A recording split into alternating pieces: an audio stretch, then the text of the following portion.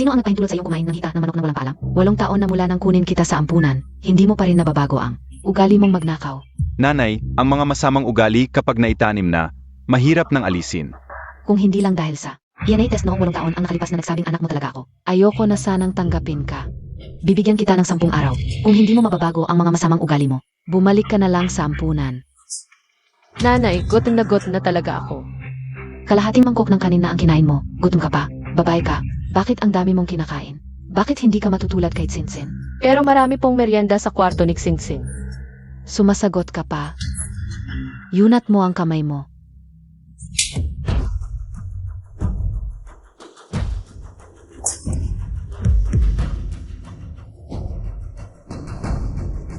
Nakikilala mo na ba ang pagkakamali mo? Pulutin mo ito at kainin.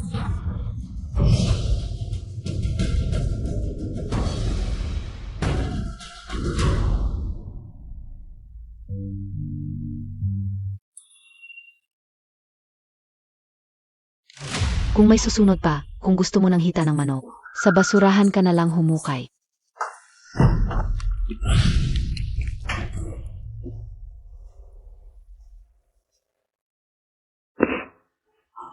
Nanay, huwag mo na pong sisihin si Ed. Hindi niya naman sinasadya. Anak ko pa naman siya. Paano ako hindi magagalit? Nanay, bukas na ang birthday ko. Ang pinakadakilang hiling ko ay masaya ka at hindi nagagalit. Ikaw talaga, Tsingkin, ang pinakamagiliw.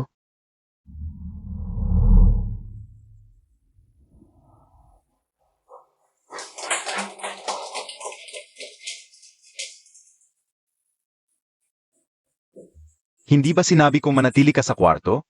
Umuwi ka na. May mga kaklase kasing darating para kay Tsingkin. Kapag nakita ng mga kaklase niya na mayroon siyang kapatid na tulad mo, nakakahiya. Nanay, tatay, pasensya na po. Hindi ko po sinasadya. Pero may gusto po akong itanong. Sabihin mo, Paano naging sa pangalan ni Xingxin ang aking? This is na nailathala sa journal. Ah, yun pala. Tiningnan ko ang desis mo, medyo maayos naman. Gumastos lang ako ng kaunti at ipinasa para kay Xingxin. Kuya, halos kalahating taon akong nagpuyat para maisulat ang desis na iyon. Anfeng. Kahit ampon si Xingxin. At walang kaugnayan sa atin sa dugo. Siya pa rin ang bunso nating kapatid. Bakit hindi natin siya pagbigyan? Napakaliit naman ng isip mo. Nakakainis talaga. Kuya, nanay, huwag ninyo nang pagalitan si At. Kasalanan ko ang pagkuha ng kanyang desis. Esensya na, Ed. Papapangalanan ko na lang para maalis ito sa pahayagan. Tama na, maliit na bagay lang ito. Huwag nang palakihin. Anfeng, kalimutan na natin ang tungkol sa desis. Narinig mo ba? Humingi na ng tawad si Tsingkin. Ano pa ang gusto mo? Tatay, kanina pa humingi ng paumanhin sa iyo si Tsingxin. Kailangan mo ring humingi ng paumanhin sa kanya. bakit? Ako ang biktima dito. Kasi ikaw ang ate, dapat magparaya ka. Humingi ka na ng paumanhin. Paumanhin. Tsingxin, tingnan mo ang regalo ni Papa sa'yo. Wow, Ferrari 488. Salamat, Papa. Ete, huwag kang magmadaling umalis. Gabi-gabi, isasakay kita. Tsingkin, huwag mong madumihan ang sasakyan mo. Ayos lang, mamalinis naman si Ed. Pakisamahan mo na ako, ha? Sex na. Mag-ingat kayo, ha? Narinig mo, samahan mo si Tsingkin.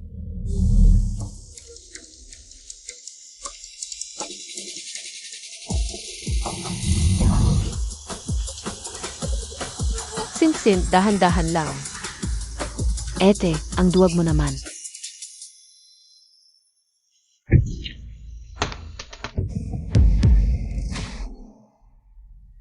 Xingxin, parang may nabangga tayo. Tumahimik ka.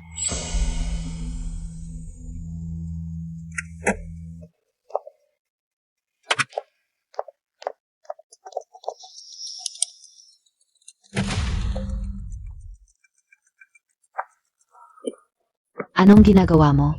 Gusto mo akong ipaaresto? Hindi. Gusto kong tumawag ng ambulansya para sa kanya. Patay na siya. Tawagan mo si Papa, mabilis. Tsingkin, anong nangyari? Si ate ang nagmaneho, nakabangga siya ng tao. Ha? Sinsin, ano nang sinasabi mo? Ikaw ang nagmaneho. Mapa, hindi ako. Bagong regalo lang ni Papa ang sasakyan. Paano ko to ada drive sa highway? Inggit lang si At sakin. Pinilit niyang kunin ang sasakyan para magmaneho.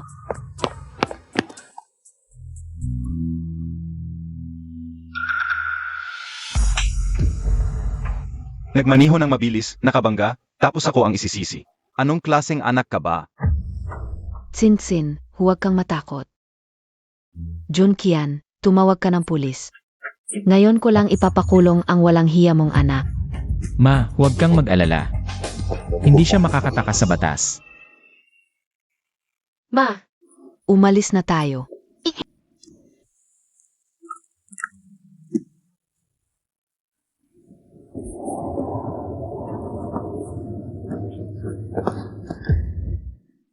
Kahit anak ka nila, wala yun. Mas naniniwala pa rin sila sa akin. Sa ampon nilang anak, Anfeng. Nawawalan ka na ba ng pag-asa?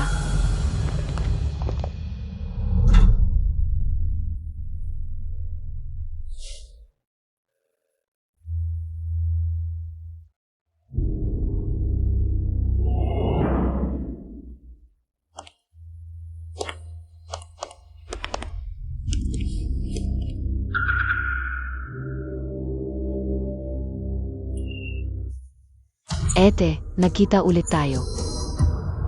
ang Sinsin. Sek, Ano to? Bitawan mo ako. Bitawan mo. Ang Sinsin, nakulong na nga ako dahil sa'yo. Ano pa bang gusto mo?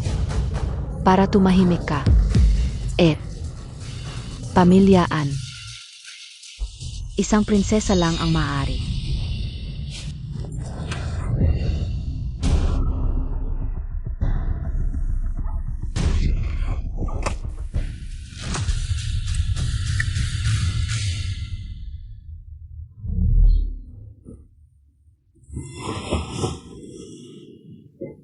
Saan ito?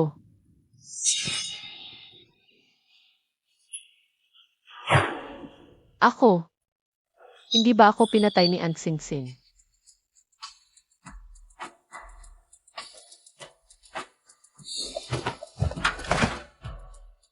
₱2,018.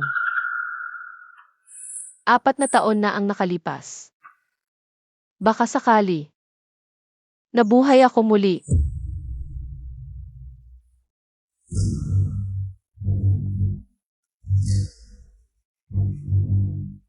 Ang Sinsin. Hindi mo inaasahan ito. Nabuhay ako muli.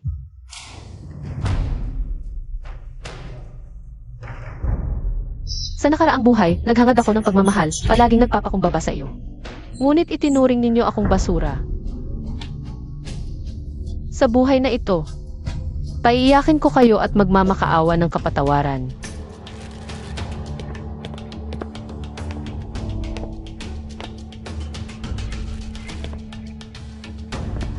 Gising na ang Ed.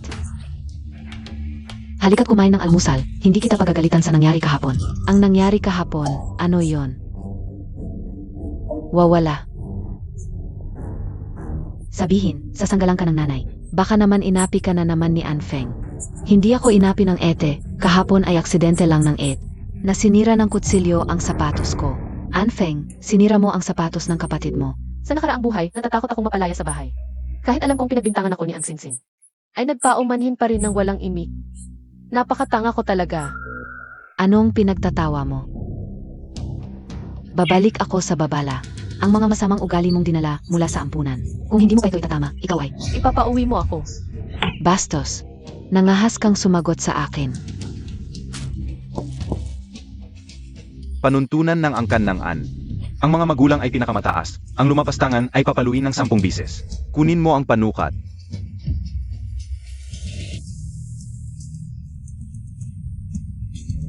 Lumuhod ka at tanggapin ang parusa. Nanay, ate ko pa rin siya, ang pag-api ng ate sa kapatid. Ayos lang, naku, napakabait mo talaga. Kahit na si Tsingtsin ang humingi ng awa para sa iyo, ngayon ay bibigyan kita ng aral. Anong ibig sabihin yan, ete? Napakawalang galang mo naman. Ibigay mo na ang panukat kay nanay. May mas walang galang pang bagay. Nangahas ka pang sumagot.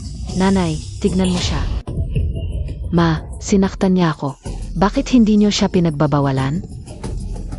Ang sinsin, tandaan mo, sa pamilya ng mga An. Ikaw lang ang walang anumang dugong kaugnay sa amin. Gago, sinong nag-utos sa'yo na magsalita ng ganyan? Ang kapal ng mukha mo. Ngayon, papatayin talaga kita. Mahal kong nanay. Bakit? Nang aakusa siya sa akin, hindi mo man lang tinanong. Isang salita lang ang sabihin ko sa kanya. At ganyan nakaawa-awa ka agad. Sek. Matapang ka na ngayon, Kung alam ko lang na magiging ganyan ka. Hindi na sana kita ipinanganak. Nga. Ang buhay ko ay galing sa'yo. Alam mo rin pala. Ang galing-galing mo, di ba? E di ibalik mo sa akin ang buhay mo. CJ. Halika, dito tumusok. Kunin mo ang buhay na ibinigay mo sa akin. Anong ginagawa mo? Nanghahamon ka ba sa akin? Hindi ako takot sa'yo. Hindi mo ba sinabing ibalik ko ang buhay ko sa'yo? Takot ka? Bastos.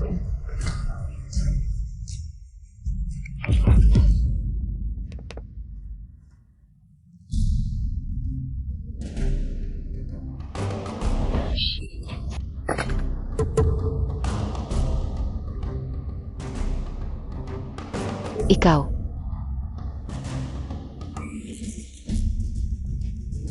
Hindi ka man lang umiwas. Ang tapang mo. Pero hindi naman nakakamatay to. Magtaksi ka na lang papuntang ospital. Ginoong An, Ginang Lin. Ibinabalik ko na sa inyo ang buhay ko. Ano ang tawag mo sa akin? Huwag kang magmadali. Mula ngayon, ako at sina Ginoong An at Ginang Lin ay tuluyan ng maghihiwalay bilang magulang at anak. Nilagdaan ko na. Kapag nilagdaan ninyo ito, magkakabisa agad.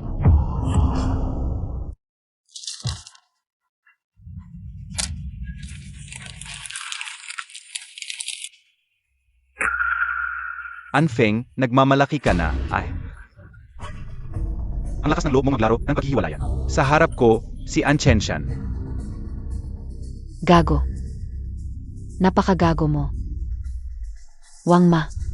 Kunin mo ang pamalo sa silid-aklatan. Ngayon, talagang papatayin ko siya. Ginang Lin at Ginoong An. Binibigyan ko kayo ng paraan para umurong.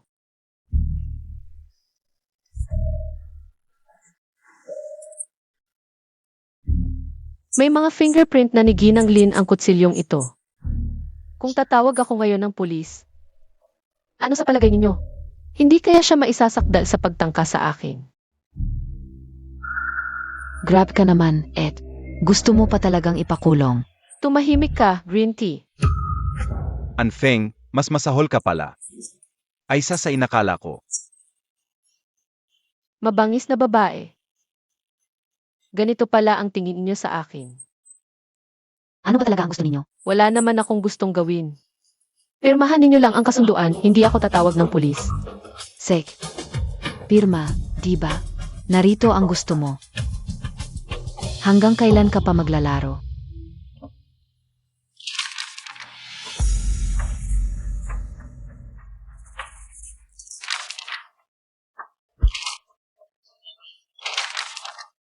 Huwag kang umalis, Ed. Pinuputol ko na ang relasyon ko kina An Chenshan. Pero ang galit ko sa iyo, hindi ko makakalimutan.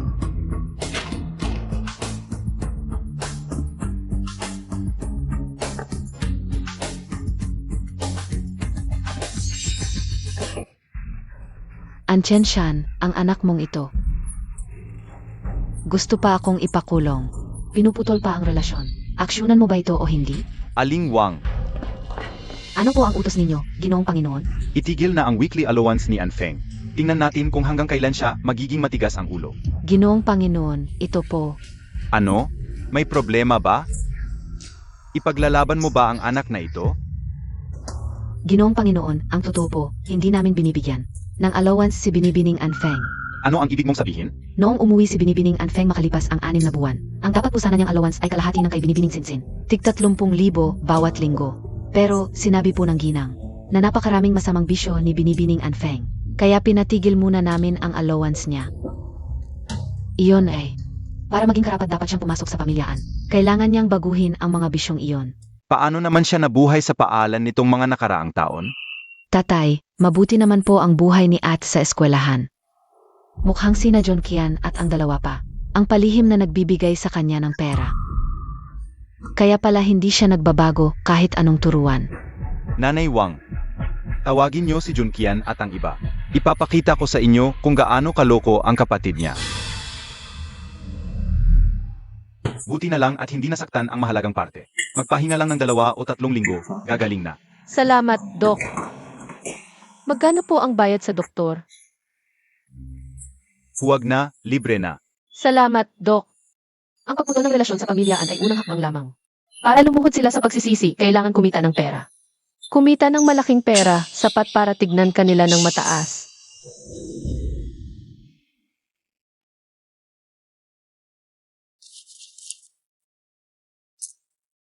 ₱102 piso, lahat ng ipon ko mula sa part-time. Mabuti na lang noong nakaraang buhay para mapasaya si Anjun Kian. Nag-aral ako ng stock investment. Sakto, alam ko na may ilang bull stocks ngayon.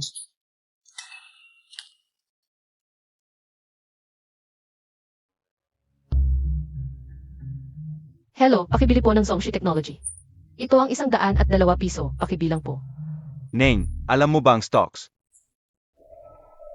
Nag-crash ang Zhongxi Technology kamakailan. Bumili ngayon ng 100 piraso na maliliit na leaks. Hahaha, sigurado po kayong bibili? Bili. Sage, Mga kuya, pustahan tayo. anong pustahan? Kung tumaas ang limit ng Zongshi Technology, hihiram ako ng ₱1,000 piso sa bawat isa, 7 araw lang. Pagkatapos, babayaran ko ng 15,000 piso bawat isa. Sage, walang problema.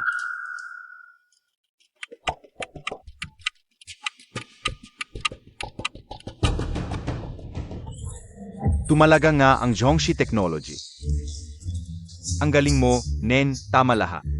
Ma'am, ang binili mong stock ay tumalaga na. Gusto mo bang ipagbili ko? Hindi muna, salamat. Tinatalo ako sa pustahan. Maganda, pwede kitang pautangin, pero kapag bumili ka ng stock, pwede bang sabay tayo? Wala problema.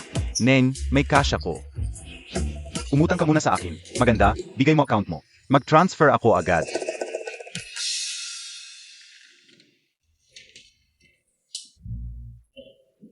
Ang mga estudyante sa eskwelahang ito, mamahalin lahat. Kakaunti ang nakatira sa dorm, ang mga gamit dito. Hindi na sapat kung titira ka. Hindi kita pipilitin. Pasensya na, tita. Walang problema, tita. Kukuha muna ako ng kumot at unan. Salamat, tita.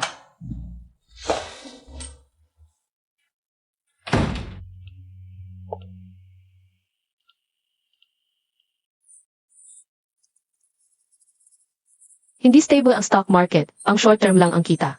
Mabuti na lang at ang ilang stocks na ito ay. Nag-ipon ako ng mahigit 700,000 piso. Kailangan din isipin ang mga seryosong proyekto. Mayroon ng live selling sa mga short video. Taong 2018 ang peak ng pagbebenta sa short video. Basta magrehistro lang ako ng kumpanya ngayon. Kumuha ng mga influencer na magaling mag-perform, bigyan ng sistematikong training. Talagang maaabot ko ang oportunidad na ito.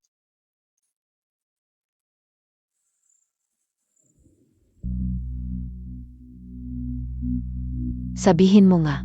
Sino ang palihim na nagbibigay ng perang panggastos kay Anfeng nitong mga nakaraang taon? Hindi ako pera ng pamilya. Hindi ba mayroong designated na accountant ang nag-asikaso? Wala akong oras para sa mga ganyang bagay. Abala ako sa trabaho. Wala rin akong oras para sa perang panggastos niya. Lalo na ako, araw-araw ako sa iba-ibang lugar para sa mga engagements. Sobra na ang trabaho ko. Imposible kung gayon, paano siya? Kumakain at nabubuhay sa paaralan. Nanay, baka nagnakaw si ate ng pera sa bahay. Tama. Ganun na nga siguro. Kahit anong ingat, ang magnanakaw sa sariling bahay ang pinakamahirap bantayan. Junmian, tawagan mo nga ang tarantadong iyon para umuwi. Tatay, wala akong contact number ni Anfeng. Wala rin ako. Lalo na ako. Nasa manager ko ang cellphone ko, mahigpit talaga. Hindi pwedeng mag-add ng strangers. Tatay, nanay. Anak ninyo rin naman si Anfeng. Dapat may contact kayo sa kanya.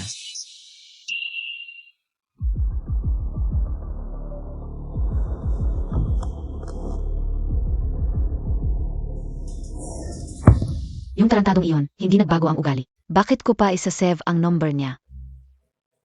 Wangma, pumunta ka rito. Wangma, meron kang contact number ni Anfeng, di ba? Tawagan mo siya, papawiin mo para magmakaawa.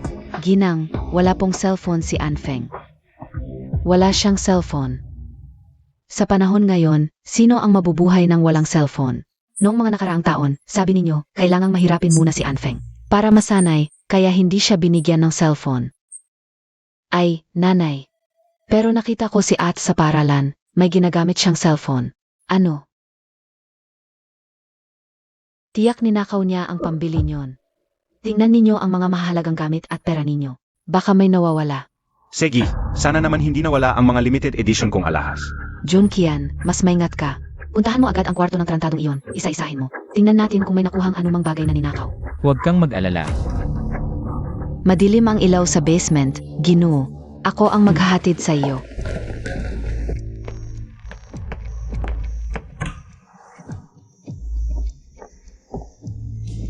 Aling Wang. Hindi ba sinabi kong dalhin mo ako sa kwarto ni Anfeng? Bakit dito tayo sa basurahan na ito? Ay. Ginoo, ito po ang kwarto ni Binibining Anfeng. Anong sinasabi mo? Parang kulungan ng baboy ang lugar na ito. Sino bang makakatiis dito? Pumasok ka at makikita mo.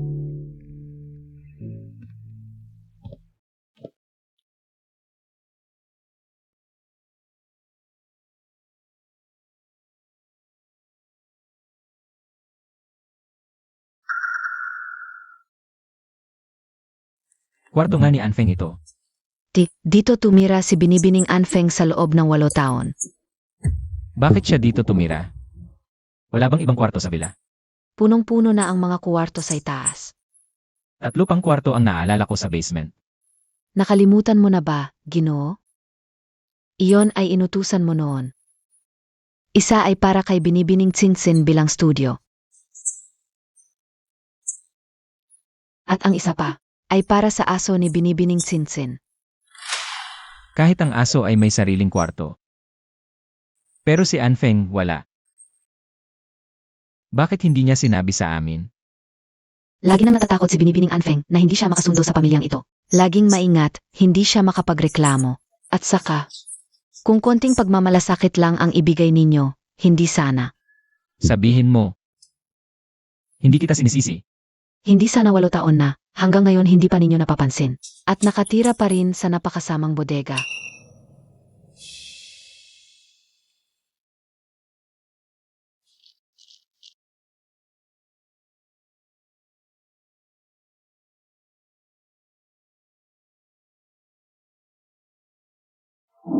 Nahanap ko na ang aking mga magulang. Ang laki at ganda ng bahay namin.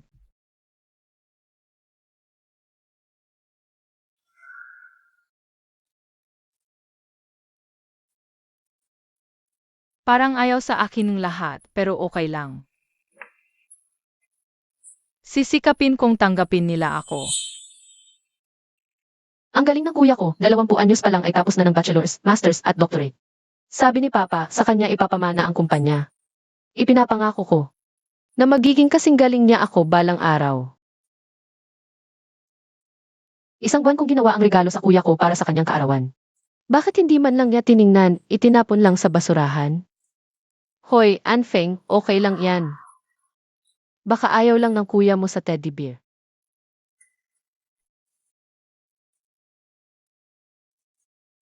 Nasira ni Tsingtsin ang pluma ng kuya ko.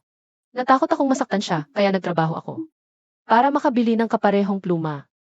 Pero bakit sinabi ng kuya ko na ako ang sumira ng pluma niya? At sinampal pa niya ako. Ang sakit.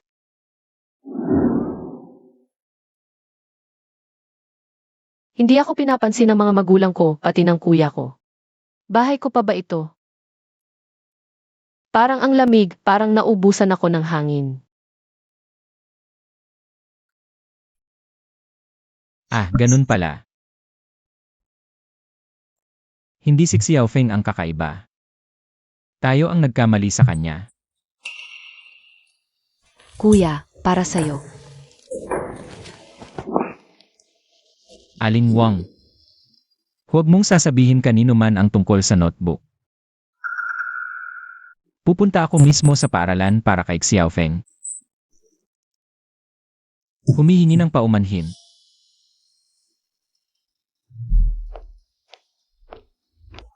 Ay, si Anfeng pala ito. Ang tagal nating hindi nagkita. Hindi namin alam kung gumaling na ba ang mga peklat mula sa pagkapaso namin sa'yo. O hindi pa. Ano ang gusto ninyo?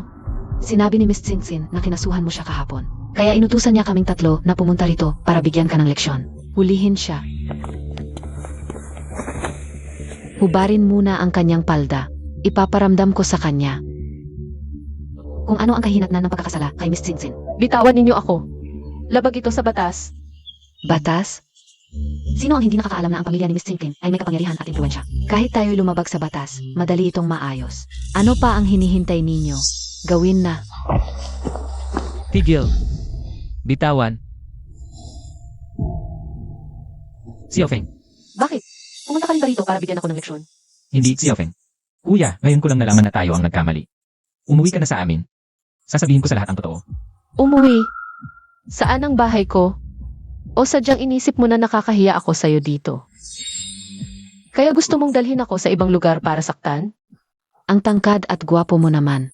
Pero, payo ko sa'yo huwag kang makialam. Kasalanan niya ito. Dahil kinasuhan niya ang taong hindi dapat kinakasuhan. Sabihin mo. Gusto kong malaman. Sino ang malaking tao na kinasuhan ni Xiaofeng? Siyempre, ang rina ng aming paaralan. Si Miss An Tsingtsin. Si Tsingtsin. Mukhang hindi mo alam. Si Miss Tsingtsin ay ang anak na babae ng pamilyang An. Mayroon din siyang kuya na sobrang protektado sa kanya, na nagngangalang An Yunqian. Siya ang kilalang tao sa Jianghai City. Huwag kang makialam sa mga bagay na hindi mo dapat pakialaman. At huwag mong harapin ang galit na hindi mo dapat harapin. Narinig mo ba, An Junqian? Xiaofeng, tiyak na may malaking pagkakamali dito. Pakinggan mo ang aking paliwanag. Sige, ipaliwanag mo nga sa akin. Kayo nga, sabihin niyo sa akin kung ano talaga ang nangyari. Si Tsingtsin ay kapatid ni Xiaofeng. Bakit nila ginawa yon sa kanya? Naku, akala ko talaga ay. Siya ang kuya ni Miss Tsingkin. Ngayon lang napatunayan. Pek lang pala. Anong ibig mong sabihin? Alam ng lahat sa paaralan na galing lang siya sa ampunan. Sinabi mo pa na siya ay kapatid ni Miss Tsingtsin, TSK. Sino nagsabi sa iyo na si Anfeng ay ulila? Siyempre, si Miss Tsingtsin mismo nagsabi. At siya rin ang nag-utos sa amin. Naihiwalay at bobuli si Anfeng. Tsingtsin. Bakit niya gagawin yon? Noong nakaraang taon. Si Miss Tsingtsin, binasag pa niya ang kamay niya. Umabot pa ito sa principal. Si An Junqian pa ang lumutang para ayusin ito. Kung talaga ikaw si An Junqian, bakit mo hindi alam yon?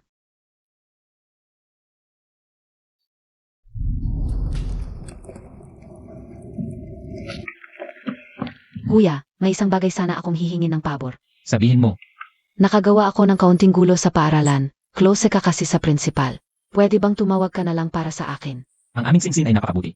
Anong gulo ba magagawa niya sa paaralan? Ay tumawag ka na please. sige. Hello Principal Hugh. Ako ito, Junqian. Nabalitaan ko na may nangyari kay Tsingtsin dito sa paaralan. Maliit lang naman yon, okay lang. Satisfied ka na? Salamat kuya. Alam ko naman na pinakamabuti ka sa akin. Kuya, Anong problema? ang kamay ko. Saan ka na naman nagkulang at nabalian? Ilang beses ko na ba sinabi sa'yo? Kailangan mong baguhin itong ugaling nakuha mo sa ampunan. Hindi ako nagkulang, si Tsingtsin ang. Huwag mong sabihin na si Tsingtsin ang nanakit. Ano pang? Ngayon marunong ka na rin magbintang ng iba ha? Umalis ka na agad at pumunta sa kwarto mo, huwag mo akong istorbohin sa trabaho ko.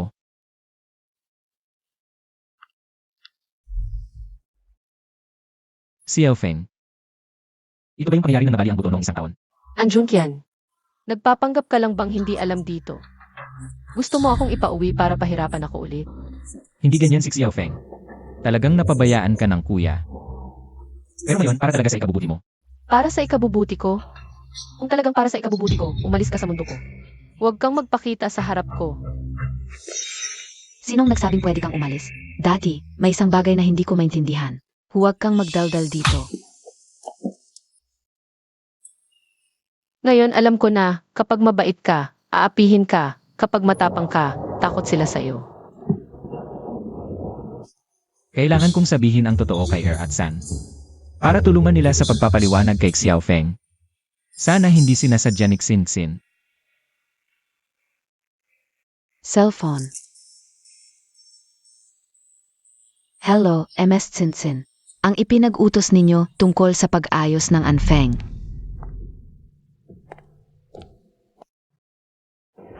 Mom, Dad, Xinxin, San, anong nangyari sa inyo?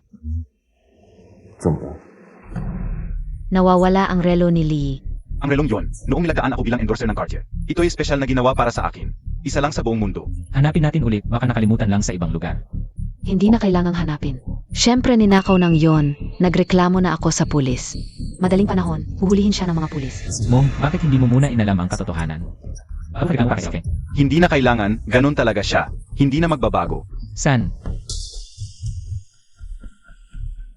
Mom, Dad, simulat sa pool. Masyado tayong nagkamali ng pag-unawa kay Xiao Feng. Anong maling pag-unawa? Ang sama-sama ng ugali niya. Nakikita naman natin lahat, di ba? Hindi, kuya. Ikaw ang pinakamatindi magsalita tungkol sa kanya. Bakit ngayon, ipinagtatanggol mo pa siya? Nagkamali ka ba ng iniinom? Ako. Tama na, huwag nang magsalita. Kapag dinala na siya ng pulis, malalaman natin ang lahat. CJ.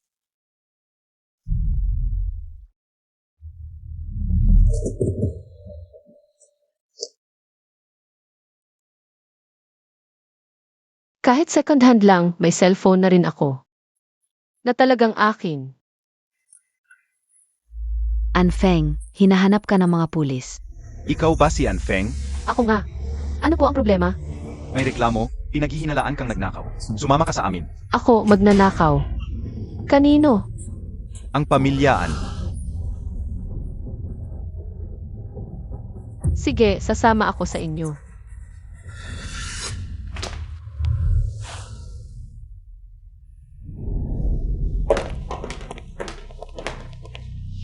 Hoy. Bumalik na ang asong taksil, kumakain sa loob ngunit nagnanakaw sa sariling bahay. Anfeng, nasaan ang relo ko? Anong relo?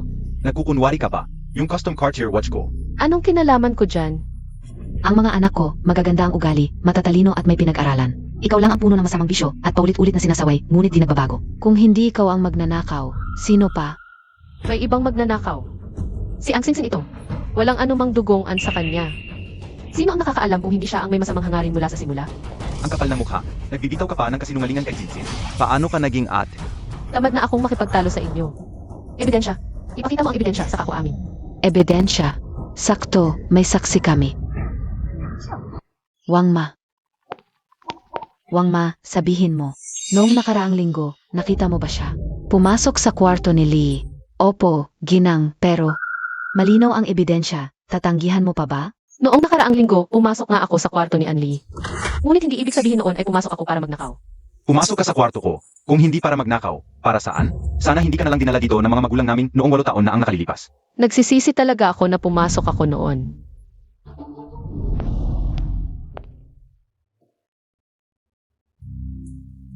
Anong gagawin? Bukas na ang konsyerto. Ano nangyari? Bakit ka nagmamadali? May konsyerto ako bukas. May isang damit pang performansya akong nasira. Maraming ang tinawag ng disenyador ng kumpanya. Wala ka rin makakumpuni. Isang damit lang yan. Kung hindi kaya, palitan mo na lang. Ma, yan ang espesyal na damit na idinisenyo para sa akin na fan club. Kung hindi ko yan may susuot, magkakagulo ang anak mo bukas. Sigish, huwag kang mag-alala. Tatawagan ko ang iba para magtanong.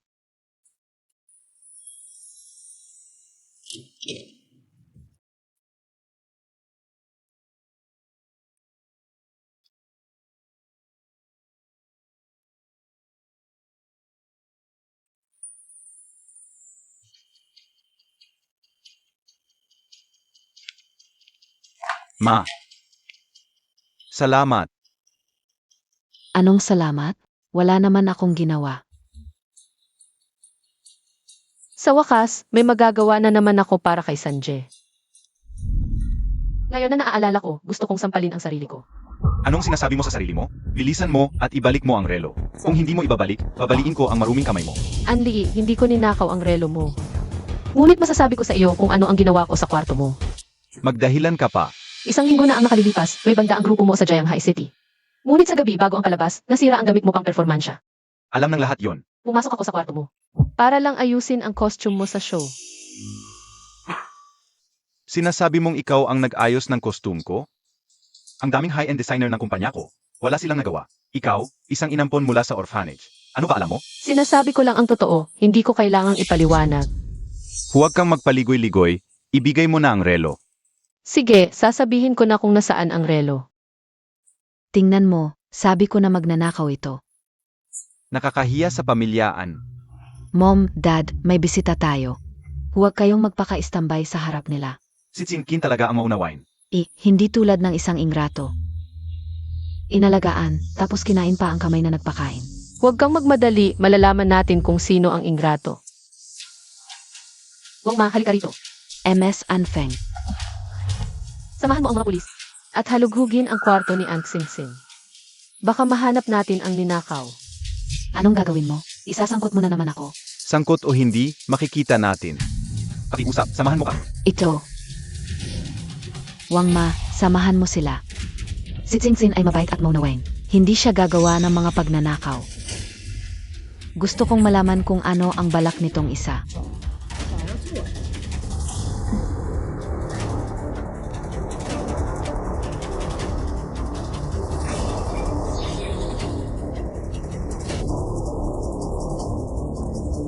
Nahanap na ang ninakaw.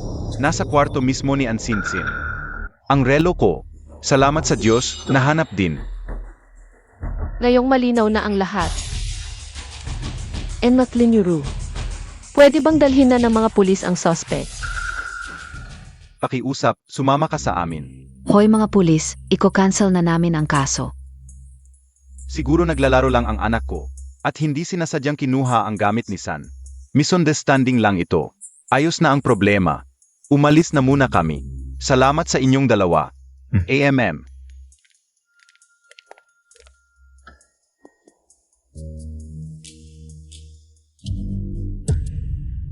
Ano, bakit mo isinangkot si Tsingtsin? Ako ang nagsangkot. And Matlinyuru, bulag ka ba? Ang ninakaw na ito. Hanap mo sa kabanakman. AME, siguradong ikaw ang kumuha ng relo ni Lee at inilagay sa kwarto ni Tsingtsin para isangkot siya. Kung hindi, paano mo malalaman kung nasaan ang relo? Anfeng, bigyan mo kami ng paliwanag. Wala akong obligasyon. Ang kapal ng mukha mo. Sinong nagbigay sa iyo ng lakas ng loob na kausapin ako ng ganyan? An Shenshan, huwag mong kalimutan. Wala na tayong relasyon. Ikaw. Xiao Feng. Ayaw akong paalisin ni An ang panganay. Bastos. Sabi ng nanay at tatay, sobrang yabang mo daw nitong nakaraan. Una akong hindi naniwala. Pero ngayon, nakikita ko na. Ngayon, palambutin ni San ang buto mo. Laosan. Xiao Feng, umalis ka muna. Kapag tama na ang panahon, ulitin kitang imbitahan. Hindi na kailangan. Paano ako makakapasok sa palasyong ito?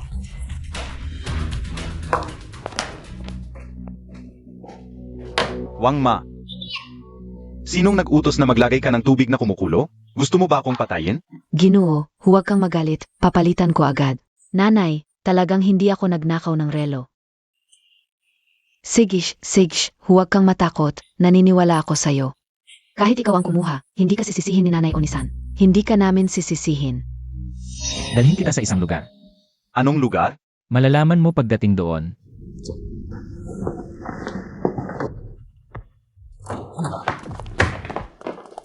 Kuya, bakit may ganoong kalat na kwarto sa bahay natin? Anong ginagawa ni Wang Ma? Huwag mo nang isipin si Wang Ma, hulaan mo, kaninong kwarto ito. Yung kay Xiaofeng, yung bastos. Kuya, bakit mo ko sinasaktan? Halika rito. Halika, tingnan mong mabuti. Kapag nakita mo na, iniisip mo pa rin na bastos siya. Mas masahol ka pa sa hayop. Tingnan mo,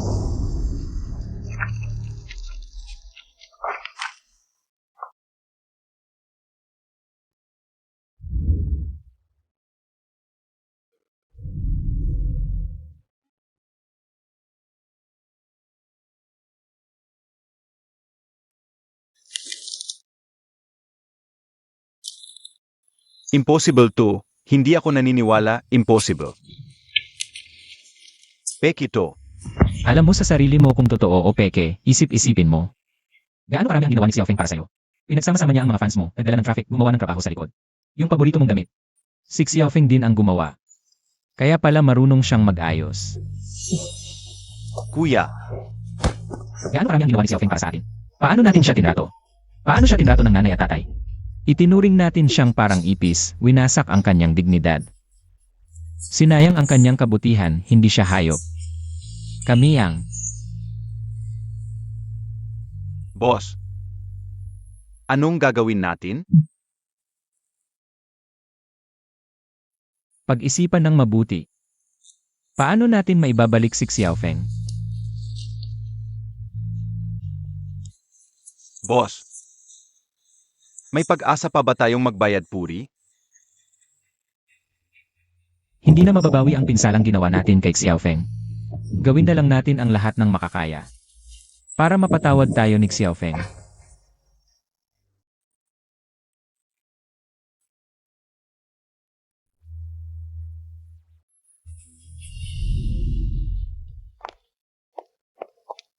MSN, 200 square meters ang buong opisina. Kayang magkasya ng 50 empleyado, 200K ang taunang upa.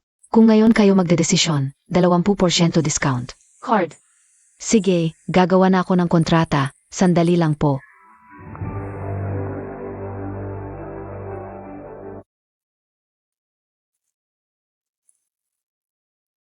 limagi mula sa stocks, minus sa upa, 50 na lang natira.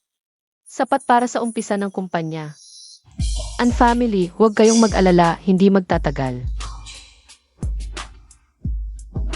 MSN. Heto na ang kontrata, tingnan niyo po. Ano po ang pangalan ng kumpanya ninyo? Rising Wind Media. Boss, 7 araw na tayong pumupunta sa eskwela. Lagi na lang sinasabi ng advisor na absent siya. Huwag naman sana, may nangyaring masama. Siguro naman wala. Hoy, advisor. Nagpa-withdraw na ng enrollment si Anfeng. Alam mo ba kung saan siya pupunta? Sige, salamat. Anong sabi? Anong sabi? Nagbebenta na raw si Anfeng. Nagbibenta? Sabi ng advisor, may nakakita raw. Sa sales department ng isang building. Kasalanan natin ito. Tara, hanapin natin siya.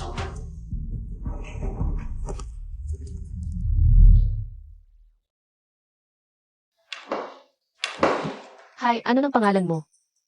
Ako si Zhao Zhao. Tawagin niyo na lang akong Xiao Zhao.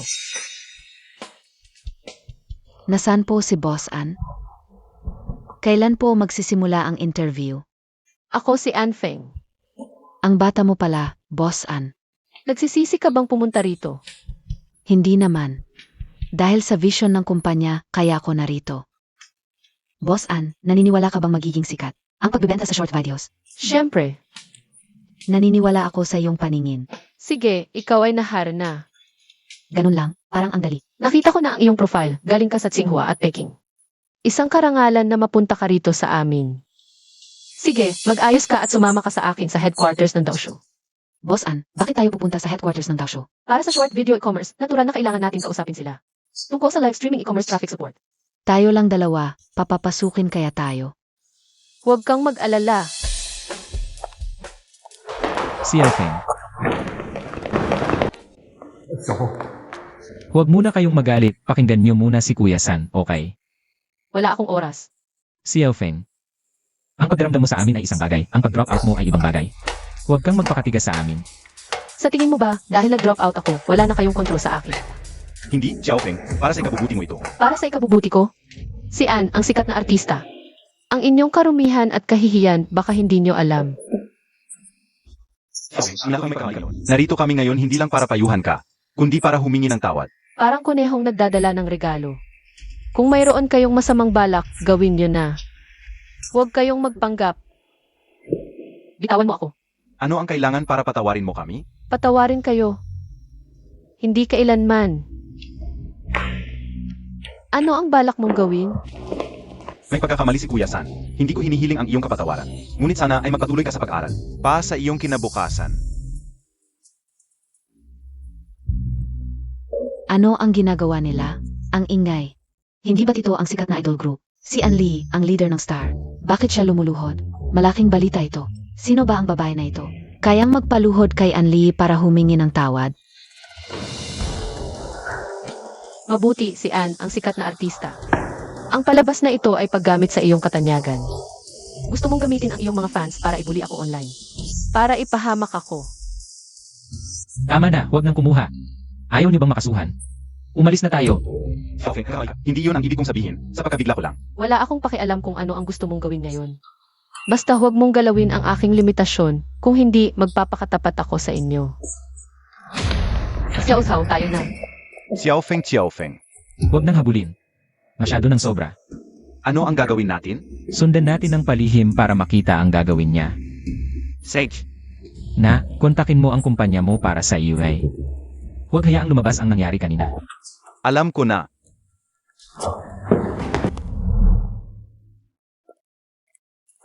Anong ginagawa ni Xiaofeng sa headquarters ng Gaoshu? Nagbibenta ba siya ng personal? Siguro, Kahit ako, hindi makakapasok ng basta-basta ng walang IE.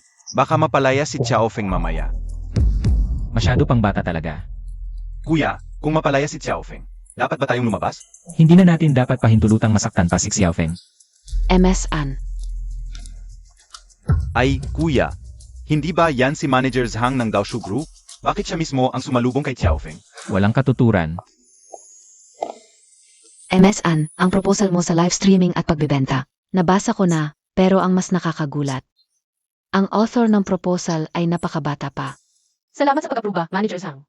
Balik tayo sa usapan, MSN, sa tingin mo sa hinaharap. Ang pinakamataas na daily GME ng live streaming at pagbibenta ay magkano? 27. 27 milyon, magandang numero yan. Mali ang pagkaunawa mo, Manager Sang. 2.7 bilyon. Ano? 27 bilyon? MSN, hindi ka nagbibiro? Xiao Zhao. Manager Sang, alam kong ang pagbibigay ng maling impormasyon ay malaking kasalanan sa negosyo, kaya kahapon gumawa ako ng trend analysis table ng buong gabi. Gumamit ng data mula sa iba't ibang platform para patunayan. Manager Sang, tingnan mo ito.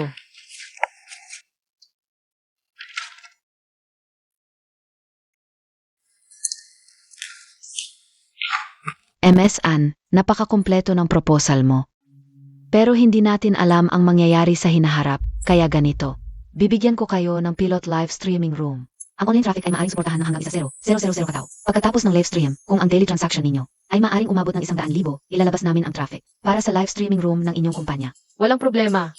Sige, papagawa ko ng kontrata. Ang galing mo talaga, Boss Ann. Malaking proyekto agad ang nahawakan mo. Simula pa lang yan. Xiao Zhao, kontakin mo ang mga TikTok vlogger na to. Boss Ann, gusto mo silang iseng? Si Eggy, si Teacher Dong na nagtuturo ng Chinese. Yung mag-asawang puppy couple, kaya-kaya nila. Siguradong kaya.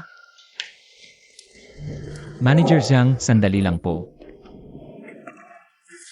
Ah, si Boss Ann, ang presidente ng Anshi Group. Kumusta po kayo? Ano po ang biglaan ninyong pagpunta rito? Ang kapatid namin ang nag-door to door, pero baguhan lang siya. Nag-aalala kami, kaya sumunod kami ng palihim. Ang kapatid ninyo? Yung kasama mong umakyat kanina. Ah, si MS Anfeng po. Kapatid ninyo pala siya. Kaya pala, sabi ko na nga ba't ang galing niya? Galing pala sa magandang pamilya. Sobra naman po, Manager Zhang. Nagbebenta lang naman siya. Pero yung benta niya, kung magtagumpay. Malayo na yan. Nagtatrabaho si MSN. May 2 kuya pang sumusubaybay. Mukhang sobrang minamahal siya sa pamilya.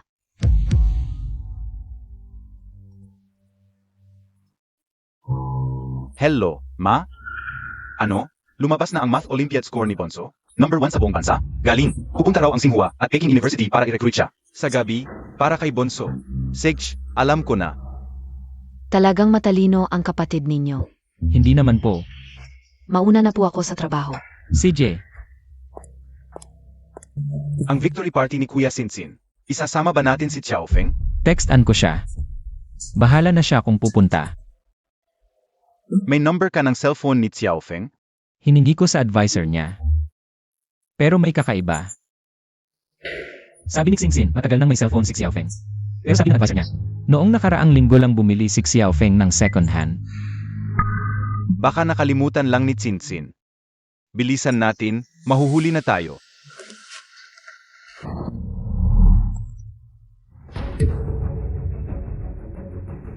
Anong nangyari, Boss An? Ang kapal ng mukha ng babaeng yun. Tinatamasa niya ang pinaghirapan ko. Anong gagawin natin? Sinong walang hiya?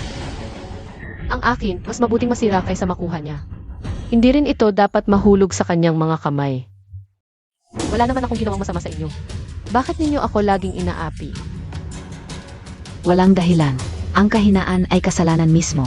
Sinsin, Hindi mo pwedeng tawagin ng direkta ang pangalan ni Miss Tsintsin.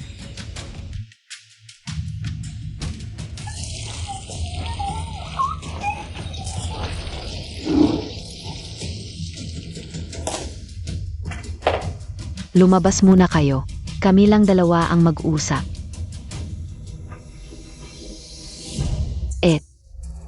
Lumuhod ka. Ete, may hihilingin ako sa iyo. Sinsin, ako ang ate mo. Kailangan bang ulitin ko pa?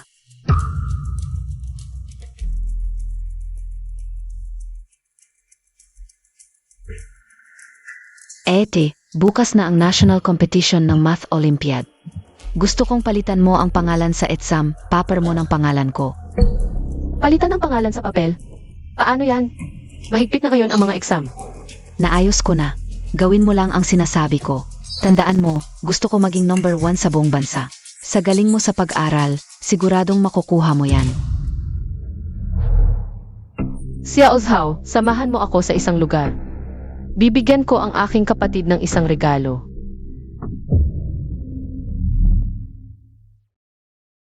Ngayong araw, dito tayo magkakasamang sasaksi sa isang magandang sandali. Mag-aral na si An Tsintsin. Binabati kita sa pagwawagi bilang pangunahing kampiyon sa National Math Olympiad. At binabati rin kita sa iyong espesyal na pagtanggap sa Tsinghua University. Mag-aral na si An Tsintsin. Pumarito ka sa entablado at tanggapin ang iyong karangalan.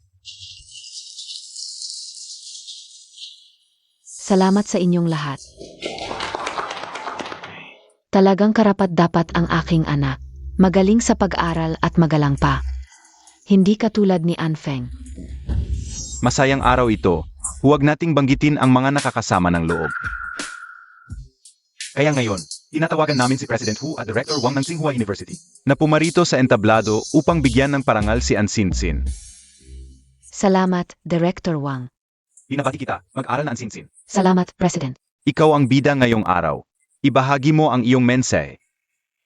Salamat sa inyong lahat. Ang aking mga taon ng pagsisikap ay nagbunga na. Una sa lahat, gusto kong pasalamatan ang aking pamilya sa suporta nila. Ipapakilala ko sa inyo ang aking mga magulang. Kumusta po kayong lahat? Salamat sa inyong pagpunta. Pangalawa, gusto kong pasalamatan ang aking mga kuya.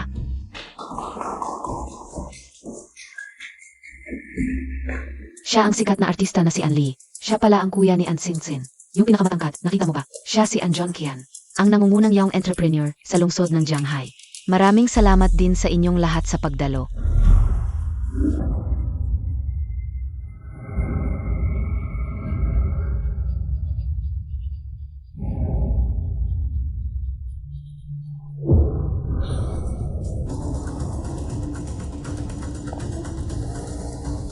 Na-thank you na ang parents, na-thank you na ang mga kuya.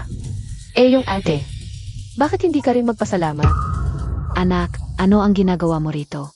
Siyempre, dumating ako para batiin ang aking kapatid na babae. Nanay, huwag kang mag-alala. Mabait at maunawain ang ko. Tiyak na hindi siya gagawa ng kalokohan sa ganitong lugar. Mas malaga pa ang aming Tsintsin, hindi tulad nito. Nagpapasalamat din ako sa pagpunta ng ko sa aking victory party. Sana ay masyahan ka, Ed. Huwag kang magdagdag ng hindi kinakailangang problema. Nagbabanta ka pa sa akin.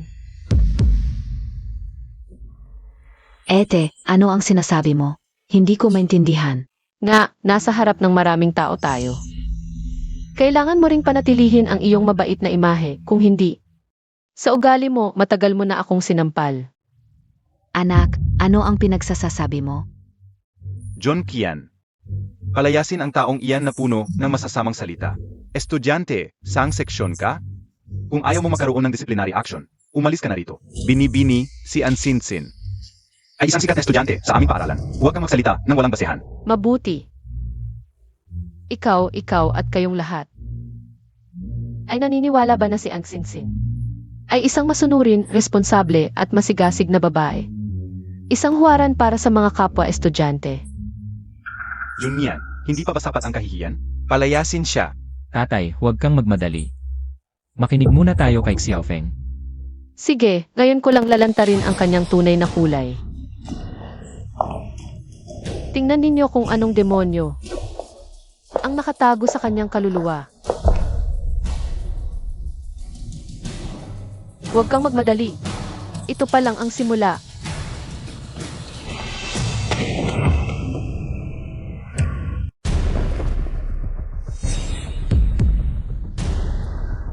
Gago.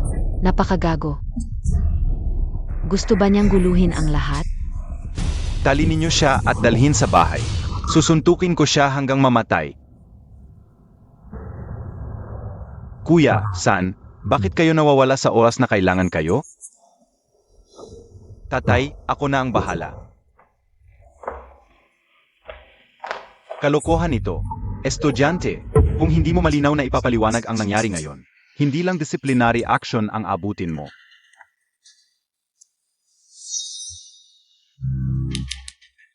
Ano nang nagmamadali? Hindi mo ba nakikita na abala ako? Sige, ngayon ka talaga mamamatay. Presidente Hugh, pasensya na. Nag-drop out na ako. Kaya kahit anong disciplinary action ang ibigay mo, wala itong saysay. Kahit nag-drop out ka na, nagdulot ka ng kaguluhan sa publiko. Kung i-report ka sa pulis, malaki ang problema mo. President Hugh, baka gusto mong hintayin mong matapos ako bago ka magdesisyon kung magre-report ka sa pulis o hindi. Sige, gusto kong malaman kung ano ang masasabi mo. Anfeng, kung magsasalita ka ng kung ano-ano, bubunutin ko ang dila mo. Ang paliwanag, simple lang. Ang Olympiad mas score ni Ang Sinsin ay peke.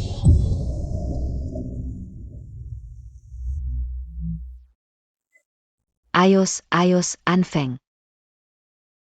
Binigyan na kita ng pagkakataon. Huwag kang magsisisi. Tawagin mo akong ate ng maayos. Ikaw, Nagsiselos ka lang kay Tsingtsin kasi mas magaling siya sa'yo. Sa bahay na lang namin ito pag-uusapan. Pero kung magkakalat ka ng sismis tungkol kay Tsingtsin sa harap ng maraming tao, huwag kang magtaka kung ipagkanulo ka namin. Gusto kong makita kung paano mo kami ipagkakanulo. Ang paggawa ng peking kwento at paninirang puri sa publiko, kung malubha, maaaring parusahan ng hanggang 3 taong pagkabilanggo, pagkakakulong o pagpigil. Sige, magreklamo ka sa pulis. Ayaw mong tanggapin ang kabaitan? Kuya huwag kang magreklamo sa pulis. Masisira ang reputasyon ng pamilyaan. Malinis ang konsensya natin. Wala tayong dapat ikatakot. Wala akong kasalanan. Tsingtsin, pesensya na sa'yo. Nakakalungkot na may ganitong tao sa pamilya natin.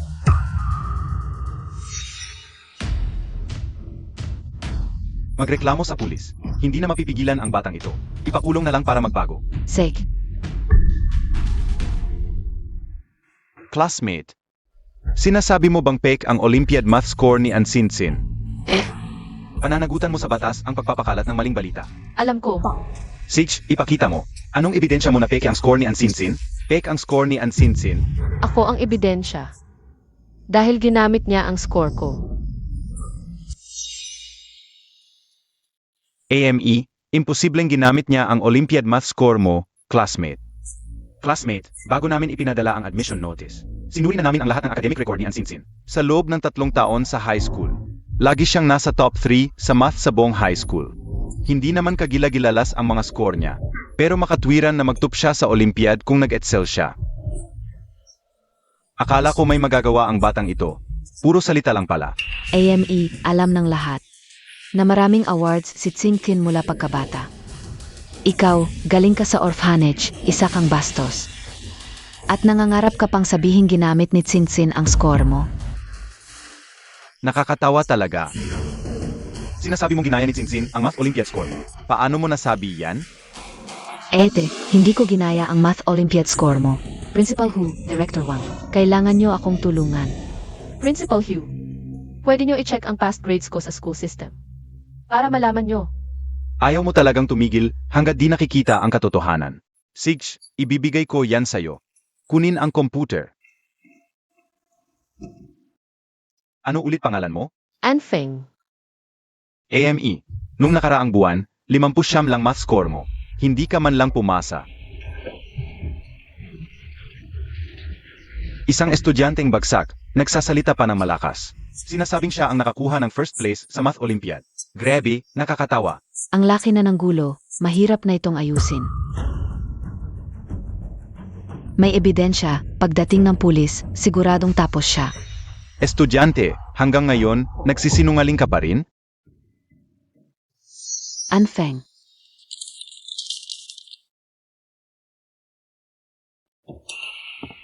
Anfeng Tsinsin. Okay, ilan score mo sa exam? Pakita mo sa akin ang test paper. Perfect score yan, 100. Masaya siguro si mama at papa kapag nakita nila to. Huwag mong pinitin ang test paper ko. Tsinsin, huwag mong pinitin ang test paper ko. Ate, babala lang sa mga susunod na exams. Huwag kang lalampas ng 60, narinig mo? Bakit? Wala kang karapatang magtanong, utos to Si mama, papa at kuya, lahat sila, ako ang paborito. Kung ayaw mong bumalik sa orphanage, huwag kang sumuway sa akin. Sige, susunod ako, huwag mo akong paalisin ni mama at papa. Director Wang, Principal Hugh, tingnan ninyo. Lahat ng past grades ko. Sigish, ayaw mo talagang tumigil hanggat di nakikita ang katotohanan. Ano? Sa loob ng 3 taon, 50 lang palagi ang math score niya. Estudyante, kontrolado mo ba ang score mo? Impossible. May problema siguro sa system. Principal Hu, walang problema sa system. Ha? Laging eksaktong 50 sa bawat exam. Nakakatakot naman yon. Kaya pala laging determinado siya. Nakatago pala siyang expert. Medyo naniniwala na ako ngayon. Naginaya ni Ansinsin ang math score niya. Impossible. Isang anak na galing sa orphanage. Paano siya naging napakagaling sa pag-aral? Huwag magmadali, 50 lang naman ang pinanatili niyang score. Marami ang kayang gawin yan, tulad ni Jun Kian. Pa, hindi ko kaya yung ganyang level. Nga pa, 3 taon sa high school, buwan-buwan may exam. Daan-daan na exams, pareho ang score palagi. Nakakagulat talaga. Ang Tsinsin. Ang peke pa rin. Kahit gaano ka pa kaganda ang ipakita mo. Sa madilim na sulok, daga ka pa rin. Na marumi. Parang siya, tingin ng lahat mataas ang posisyon. Ang panganay na prinsesa ng pamilyang An. Pero sa totoo lang, wala kang anumang dugungan.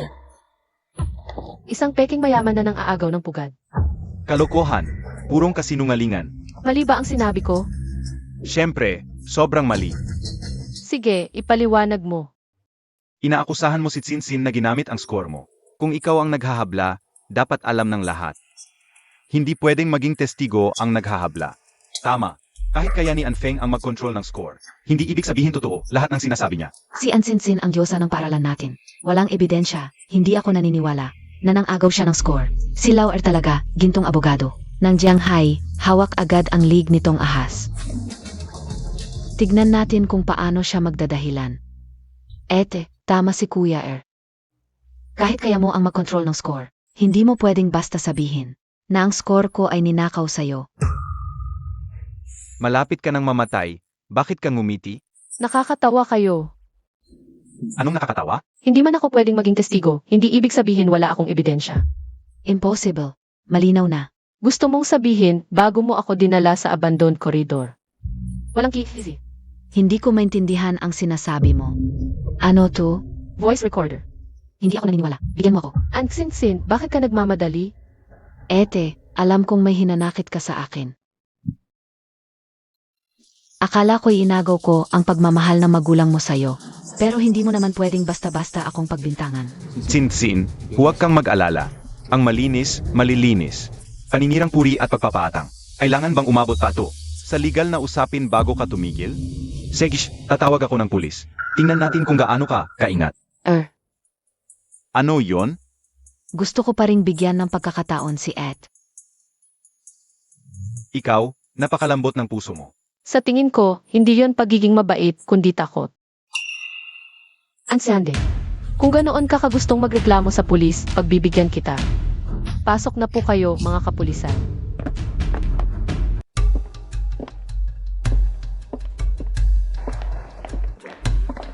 Hindi ba ako ang nagreklamo? Bakit kasama ng mga pulis ang mga tao? Nang maliit na binhi. Nagkataon lang. Kahit ano pa, tapos na siya ngayon. MS Anfeng, kayo po ba ang nagreklamo? Opo, kapulisan. Ako po ang nagreklamo. Gusto ko po siyang ipahuli. MS, pakisabi po ng detalyado. Ngayon po dapat ay selebrasyon para sa aking anak na si Tsingtsing, na nanguna sa pambansang Math Olympiad. Pero nang dumating itong si Anfeng, sinabi niyang ginaya lang ng anak ko ang kanyang resulta. At gumamit pa ng sirang voice recorder para siraan siya. MS, kilala niyo po ba si MS Anfeng? Kilala. Bakit? Ano po ang relasyon niyo? Siya ang pinagsisisihan kong anak. Anak mo pala siya? Akala ko. Kaaway mo siya. Hoy, ano ba ibig mong sabihin? Naimbestigahan na namin. Si MS Anfeng ang biktima. Sa pagiging agresibo mo kanina. Akala ko siya ang nang-api. Kapulisan, mali po kayo. Ako po ang nagreklamo. Paano siya naging biktima? Kayo ang nagreklamo, kami ang tumugon. Kaya isang kaso na ito ngayon. Kaya, ang anak kong si Tsingtsing ay ginaya ang resulta ni Anfeng. Hindi. Nasaan ang ebidensya? Narito. Diyos ko! Si Tsingtsing talagang ginamit ang resulta ng iba. Nakakagulat naman. Maganda sa labas, bulok sa loob. Director Wang. Tungkol sa special admission notice ni Tsingtsing, desisyon ng paaralan namin na bawiin ang opisyal na. Director Wang. Ang voice recorder ni Tsingtsing ay may kinalaman sa paggawa ng peking ebidensya. Pwedeng maliit o malaki ang kaso. Mag-ingat ka sa susunod. Alam mo ba? Pasensya na. Okay. Salamat. Boss Ann, okay ka lang ba? Okay lang. Tungkol lang sa peking ebidensya, napagsabihan lang ako. Hindi ba talaga ebidensya yung voice recorder na yon? Siyempre, hindi. Noong araw na dinala ako ni Tsingtsing sa abandonadong hallway, hinanap ako, imposibleng makapagtago ng voice recorder. Tinakot lang siya. Eh di walang kwenta yung ginawa natin ngayon? Hindi naman. Nang lumaki ang isyong ito, binigyan ito ng pansin ng DepEd at pulisya, nag-imbestiga. Natuklasan sa investigasyon na yung notes sa Math Olympiad exam ay hindi tugma kay Tsingtsing. Kaya kinansela ang kanyang mga grado. Ang galing mo, Boss Ann. Eddie, dinakip na si Tsingtsing. Hindi pa. Wala pang direktang ebidensya ngayon. Sek, hayaan muna nating magpasikat iyang Tsingtsing na yan. Nang ilang araw pa. Okay, itigil muna natin to. Nakontak mo na ba yung mga vlogger na sinabi ko? Interesado silang makipagtulungan sa atin. Sige, maghanda ng mabuti. Manalo muna tayo bukas sa pilot livestream. Tapos bilisan nating palawakin, makipagtulungan tayo sa kanila.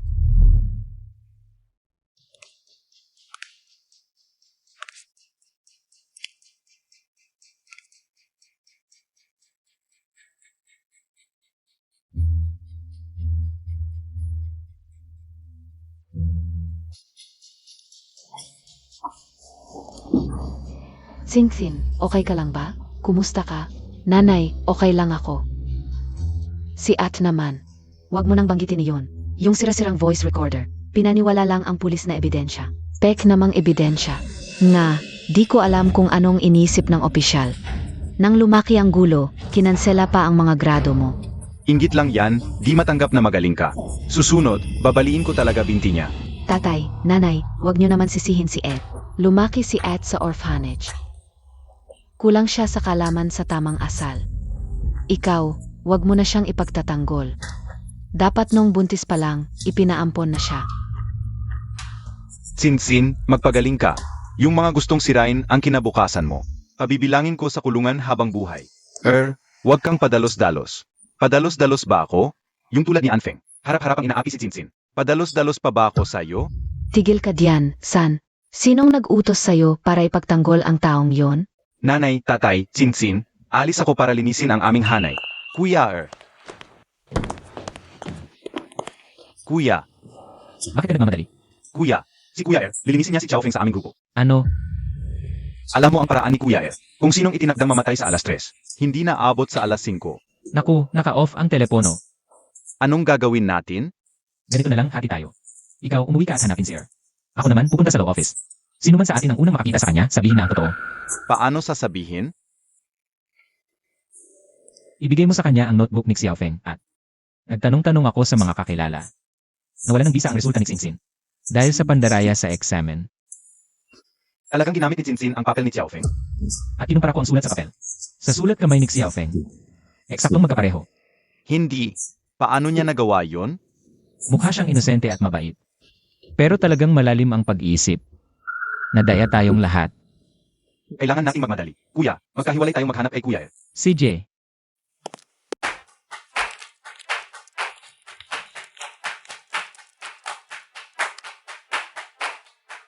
Wala pang isang oras ang live, umabot na sa 100,000 pesos ang benta. Ang galing-galing mo, Boss Ann. Lahat tayo ang may ambag. Hello, Manager Sang. MS Ann, nagawa mo talaga. Pupunta na ako diyan para pag-usapan ang susunod na proyekto. Sige, Manager Sang. Maligayang pagdating. Boss Ann, may sunog. Apoy sa buong pasilyo. Ano? Bakit may sunog? Huwag nang magtanong, tulungan ninyo akong mag-apula. CJ.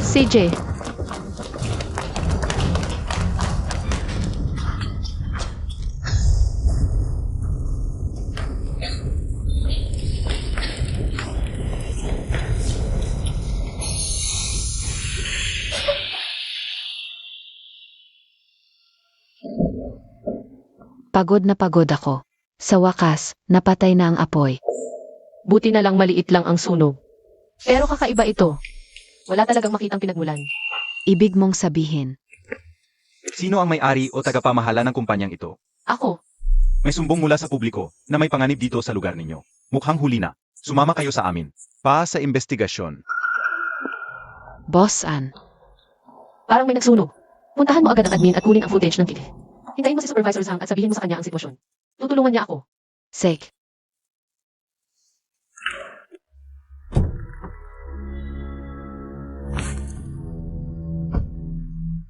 Pag nakuha mo na ang pera, huwag mong hayaang mahanap ka ng kahit sino. Ang bait naman ni Attorney Ann. Akala ko ba sikat na abogado si Attorney Ann?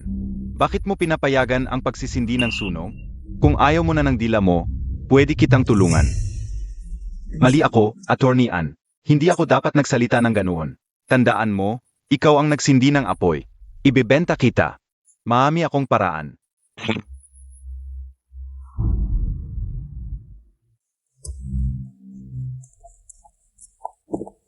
Hindi ko alam kung anong masamang paraan ang ginamit ng hayop na yon. Nakapagtatagpa ng kumpanya. Kaya pala naglakas loob na sumalungat sa atin. Attorney Ann, gusto mo bang tulungan kita na siya ay? Huwag na. Yung maduming paraan mo, hindi bagay. Ang paraan ko ang magpapahirap sa kanya ng husto. Tama ang sinabi ni Attorney Ann.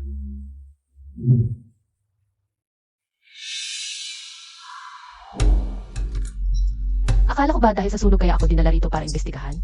Bakit ako ikinulong sa detention cell? Kakakuha lang namin ng ulat, hindi lang fire hazard ang problema ng kumpanya nyo. May kaso pa ng panloloko at pagpek ng dokumento.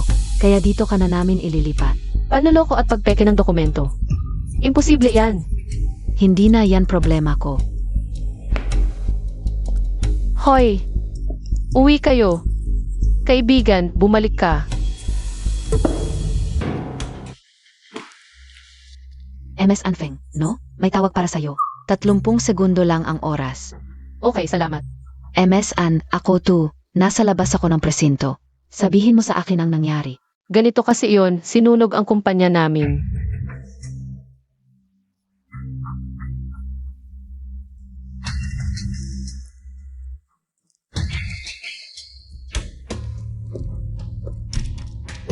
Hindi mo inaasahang ako ang darating, no? Ikaw pala ang may kagagawa nito. Hindi ko maintindihan ang sinasabi mo. Ansyande, bilang isang abogado, alam mo dapat. Kung gaano kalala ang parusa sa pagsisindi ng apoy. Nagsasalita ka na naman ng kung ano-ano. At ikinulong mo pa ako dahil daw sa panloloko at pagpeke ng dokumento. Nakakatawa. Ako ang nagpatakbo ng kumpanyang ito mula sa simula. Mas alam ko ang kalagayan nito kaysa sayo. I-ano ngayon? Kahit hindi mo aminin, hindi ka magtatagumpay. Isang hampas lupang galing sa orphanage, ang mga kaibigan mo, ay mga walang kwenta lang. Ano, umaasa ka bang ililigtas ka nila? O may paraan ka para iligtas ang sarili mo? Inosente. Kayong mga ang mga dakilang boss. Buti naman alam mo, pero sayang.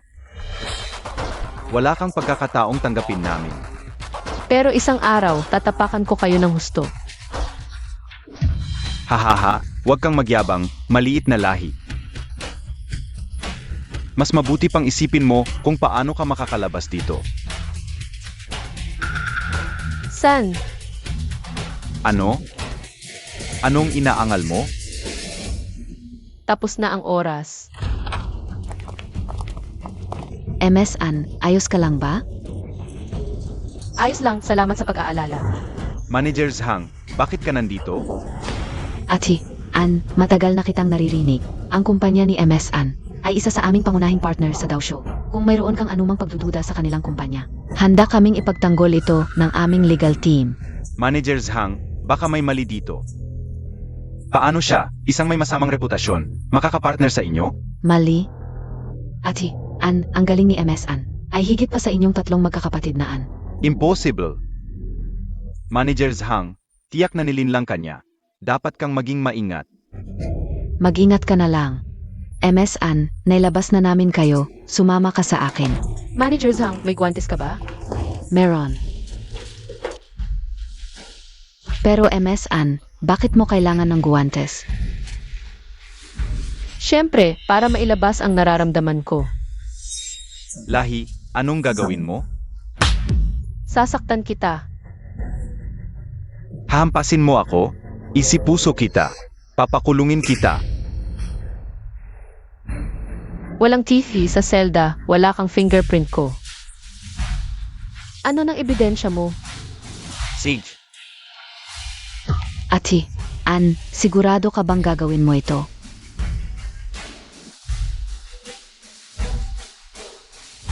Sige. Ngayon, tatanggapin ko na lang. Huwag mong hayaang makahanap ako ng pagkakataon. Papatayin kita. Sige, hintayin ko ang mga paraan mo.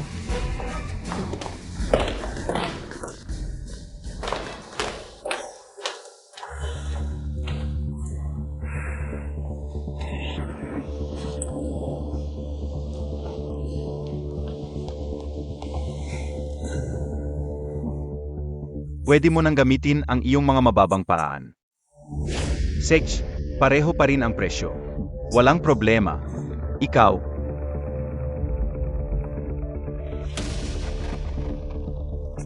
Kuya. Lao-san. Sabihin mo sa akin, anong ginawa mo kay Xiaofeng? Ano? Isang maliit na lahi lang yan.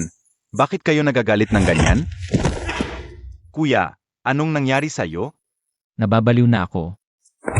Tingnan mong mabuti ang binabanggit mong anak na yan. Kung gaano siya katindi sa pagsamba sa'yo noon. Ano to? Huwag mong itapon sa akin, pag-aralan mong mabuti, kung hindi, pagsisisihan mo habang buhay. Segish, titingnan ko. Anong pagsisisi ang meron?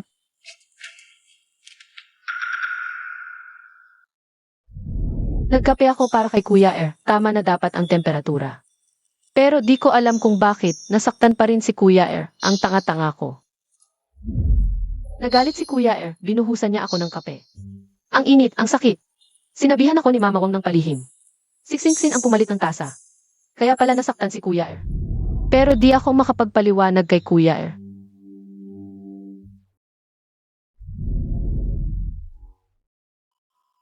Nanalo si Kuya Er ng kaso para sa mga magsasaka, ang galing.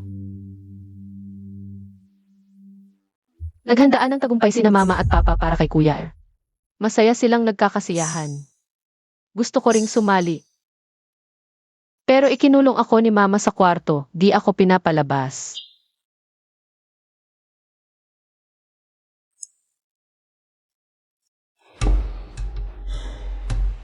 Kuya, San.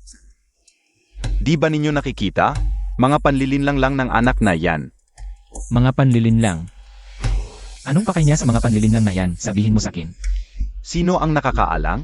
Yayamanin ba ng pamilyaan ang gusto niya? O ang pagiging prinsesa ng pamilyaan? Kung yun ang gusto niya, bakit pa niya gustong iwan tayo at ang mga magulang, sabihin mo sa akin? Anong gusto mong sabihin?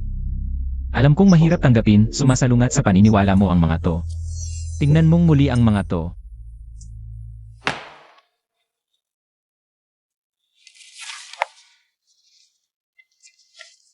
Yung tinitignan mo.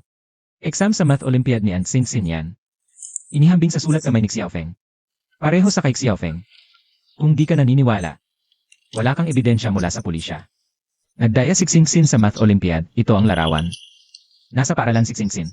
Pinapalo niya si Xiaofeng, nakuha ng sisi.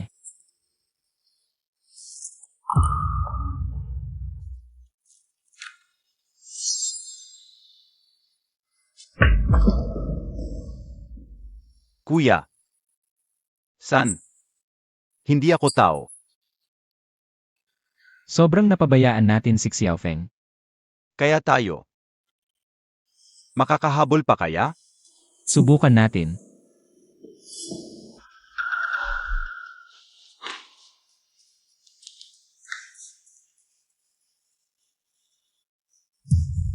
Anong nangyari? Masama. Nasa panganib si Xiaofeng.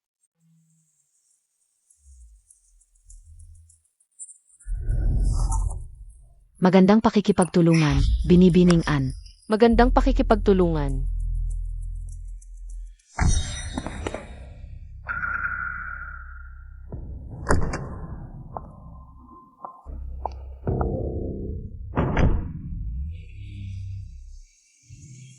Boss An, ayon sa suporta sa kontreta.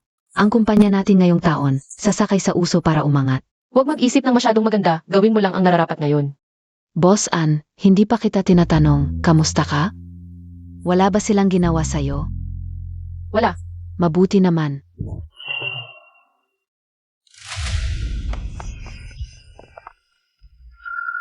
Xiao Zhao. Ha? Malakas ang swerte mo, nakaiwas ka pa. Sino ang nag-utos sa'yo? Tanungin mo si kamatayan.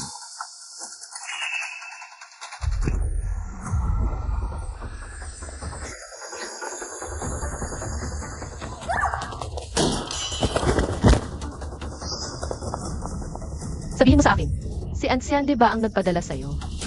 Akala mo ba sasabihin ko sa'yo? Tikman mo rin ang sakit.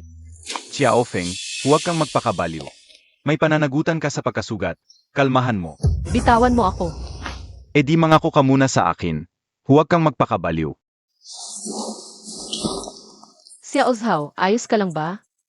Boss An, ayos lang ako. Maraming tao dito, umalis na muna tayo. CJ, Xiaofeng, ako. Ancian Hindi mo ako napapatay ng isang beses. Ano pa ang gusto mo? Xiaofeng, wala akong ginawa. Pakinggan mo muna ako. Nandito ako para humingi ng tawad. Alam ko na ang pagkakamali ko. Matapang ka bang sabihing hindi ikaw ang nagpadala nitong tao? Ngayong nahayag na ang totoo, natatakot kang mapasangkot sa pagpatay. Kaya nagpapakumbaba ka na lang. Ancian tunay kang gintong abogado. Xiaofeng, nagkakamali ka. Nagsisisi talaga kami. Tumahimik ka. Walang mabuti sa pamilya ninyong An. Hindi ko ba alam ang masasamang balak ninyo? Umalis ka. Xiaofeng, Kuya hayaan mo muna si Xiaofeng na dalhin ang kaibigan niya sa ospital. Ang susunod na usapan, sa susunod na lang. Si Xiaofeng. Lalo pang lumalim ang pagdududa niya sa atin. Lolo bakit ka nagpakaloko-loko? Naglakas loob ka pang mag-utos ng pagpatay at sa sarili nating kapatid pa. Kuya, hindi ko naman balak patayin si Xiaofeng. Gusto ko lang siyang turuan ng leksyon. Ikaw ang bahala dyan. Gago ka, hindi ba sinabi ko sa'yo? Turuan mo lang siya ng leksyon? Sino ang nag-utos sa'yo na gumamit ng kusilyo? Ha? Gusto mo pa siyang patayin? Abogado An. Ikaw ang nag-utos sa akin na gumamit ng kusilyo, di ba? Huwag mong kalimutan, alam ko ang lahat ng kalokohan mo. Kung isusuko kita sa pulis, hindi bababa sa 10 taon kang makukulong. Bahala ka, Abogado An. Nga pala, may anak kang babae, di ba? Anong balak mo? Ansyande, binabalaan kita. Kung mahawakan mo lang ang isang buhok ng anak ko, papatayin kita. Sabihin mo kung sino ang nag-utos sa'yo na patayin si Xiaofeng. Sabihin mo, bibigyan ka namin ng pera. Makapag-abroad ka kasama ang anak mo. Huwag mo akong lokohin. Wala kang karapatan pumili. Sasabihin ko. Si An Xinxin. Siya. Narinig niyang gusto mong pag-initan si An Feng. Kaya binigyan niya ako ng 500,000 para patayin si An Feng. At pagkatapos ay isisi sa'yo.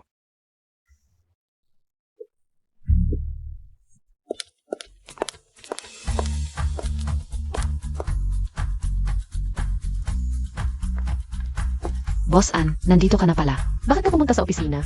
Di ba sabi ng doktor? Magpahinga ka ng 2 buwan? Simula pa lang ng kumpanya, maraming trabaho. Hindi pwedeng magpabaya. Sige, mag-ingat ka at magpahinga.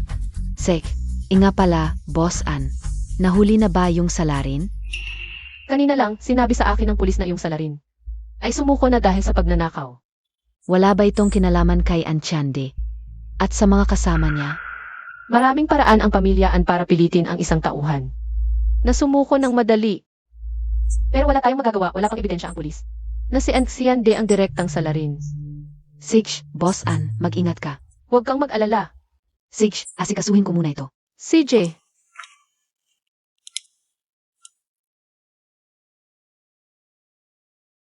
kaya na ba ang oras? Sige, pupunta na ako.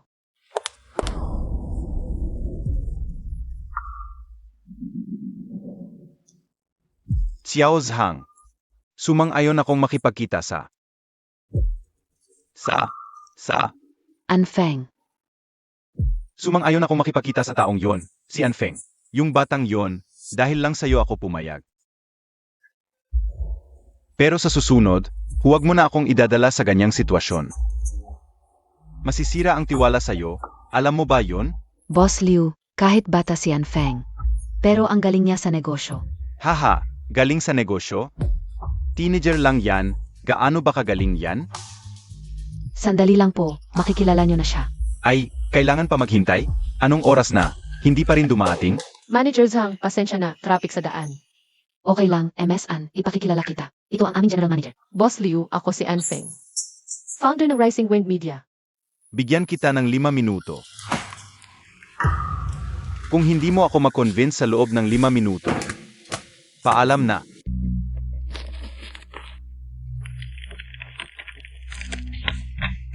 Boss Liu, tingnan niyo ito. Ito ang 5-year plan ng Rising Wind Media.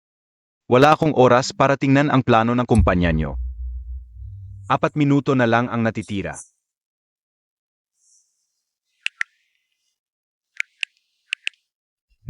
Boss Liu, tingnan niyo ito. Ito ang total transaction volume ng kumpanya namin sa loob ng 1 buwan.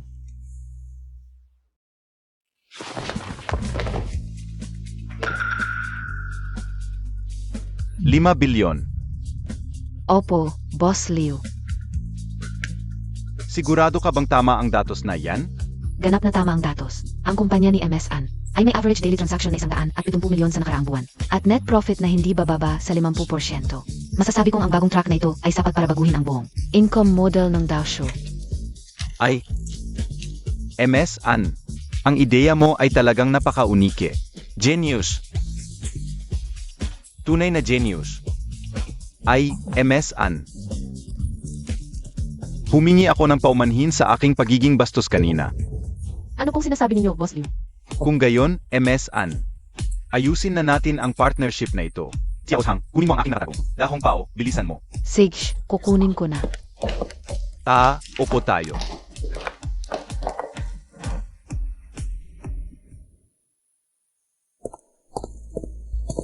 Ay kuya, dumating ka na rin.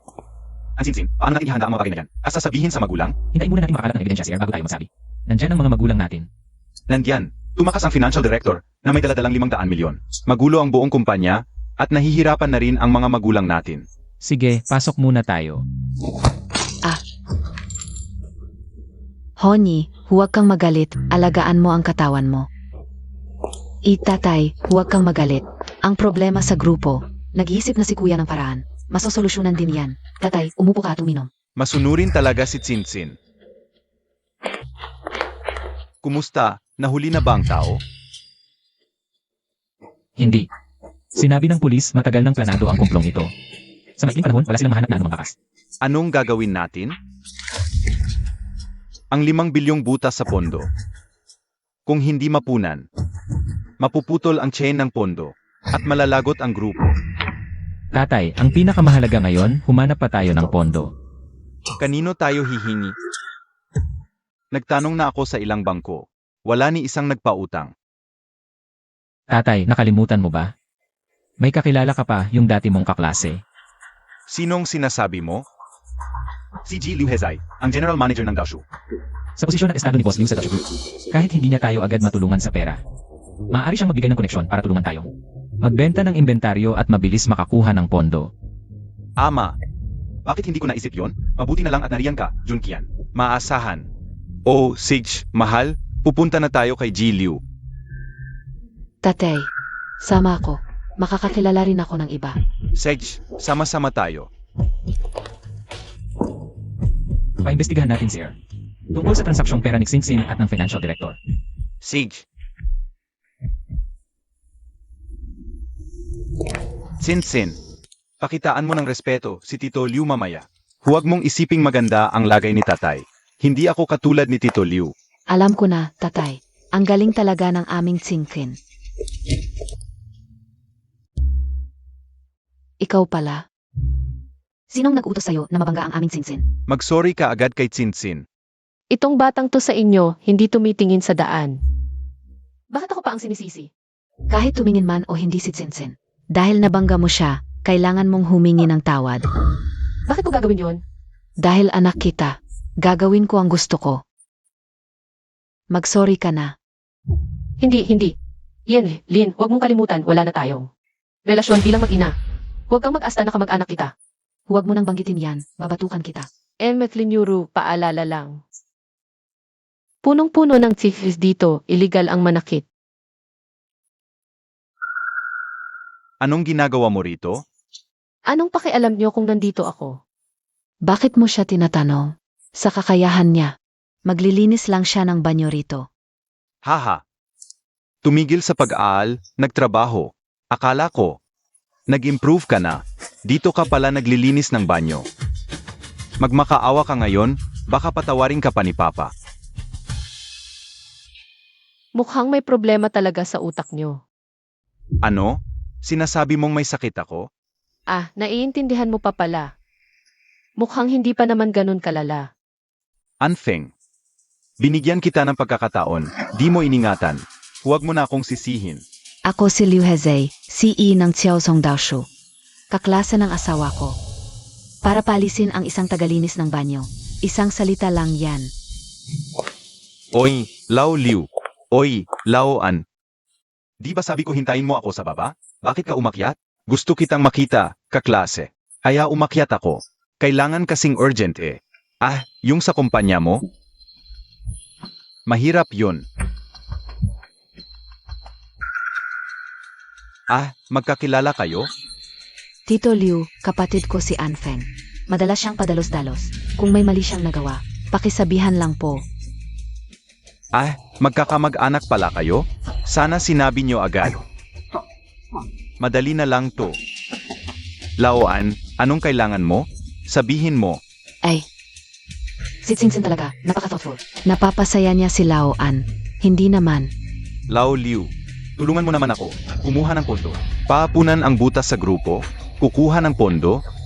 Magkano? 500 milyon. 500 milyon? Ay, di yan maliit na halaga. Pero dahil kay MS An, tutulungan kita. Tsingsin, tama ang desisyon naming dalhin ka rito. Sabihin mo anong gusto mo, ibibigay ko. Talaga? Naman, gusto ko ng forced. Walang problema. Boss Liu, paalala ko lang. Pinutol ko na ang relasyon sa magulang ko. Sino ba ang nagbigay sa iyo ng karapatang magsalita? Tagalinis ng kubeta. Umalis ka na. Huwag mong abalahin ang mahalagang usapan namin. Lao Liu, pasensya na sa kahihiyan. Itong maliit na to ay talagang walang modo.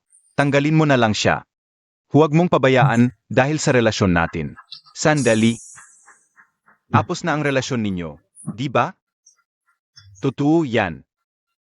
Ah, pasensya na. Director An, hindi ko kayo matutulungan. Bakit, Lao Liu? Kanina lang ayos naman ang usapan. Inga, sabi mo nga kanina. Dahil kay Tsingsin, tutulong ka? Pasensya na, nagkaintindihan lang. Ang tinutukoy kong binibining An, hindi si An Sinsin, kundi si binibining Anfeng. Ha? Lao Liu? Nagkakamali ka ba? Siya yung maliit na yan na lumaki sa ampunan. Bastos at walang modo, anong mukha ang mayroon siya? Tama. Hindi pa siya nakakatapos ng high school, huminto na. Hindi tulad ng aming Tsinsin. Matatalino at kakatapos lang manalo sa National Math Olympiad. AME, mga palaka sa balon. Sabihin ko sa inyo, ang kagalingan ni Binibining Anfeng, kahit 10 buhay pa kayo, hindi ninyo abutin. Lao Liu. Mga magkaklase naman tayo noon.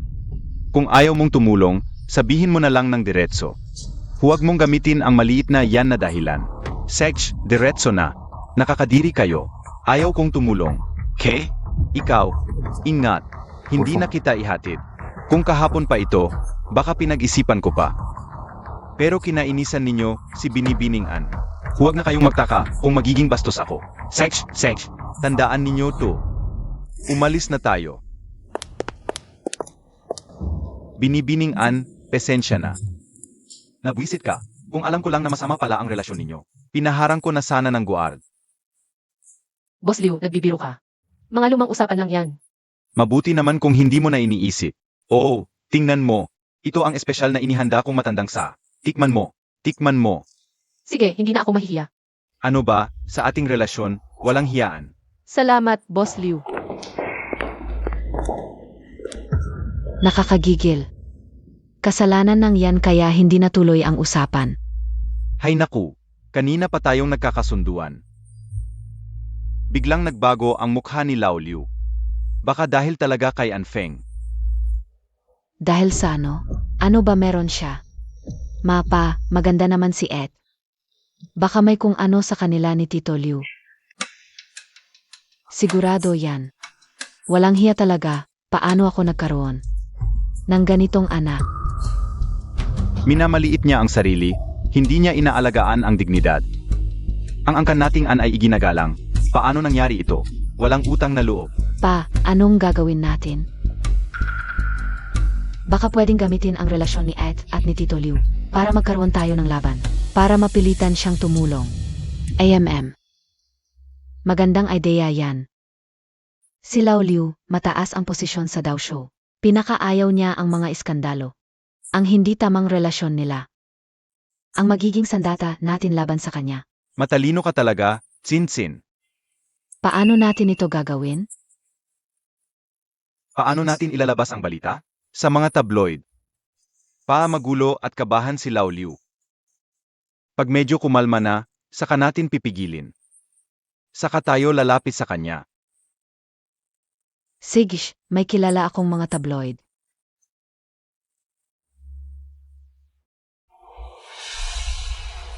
Nasa balita na. Hahaha. Totoo? Tingnan natin kung paano. Magpapanatili ng komposura si Lao Liu. Sagutin mo na. Hintayin muna natin ng konti. Hoy, Lao Liu, may kailangan ka? Lao An. Ayong dalawa ang may pakana nito, no? Hindi ko naintindihan ang sinasabi mo. Mukhang kayo nga. Lao Liu, mas mabuting. Mag-usap tayo ng maayos, walang dapat. Anchen Shan, binabalaan kita. Lahat ng proyekto ng grupo ninyo sa Dao Show. Kinansela na, Lao Liu, hoy. Anong nangyari? John Qian. Ano? Ang proyekto natin sa Dao Show. Kinansela ng isang panig. Nabunyag din ang balita na tumakas ang financial director na may daladalang pera. Wala na, mahal. Nag-crash ang stocks ng ating grupo. Ano? Tatay, Inatake ng high blood. Mamaya, magpahinga ka ng mabuti. Walang malubha. Salamat, Doktor. Samahan mo. Sumama ka sa akin. kumusta na ang asawa ko? Hindi pa mamamatay. John Qian. Kumusta na ang nangyayari sa grupo? Tatay, nagkagulo ang kumpanya, imbestigahan ko na.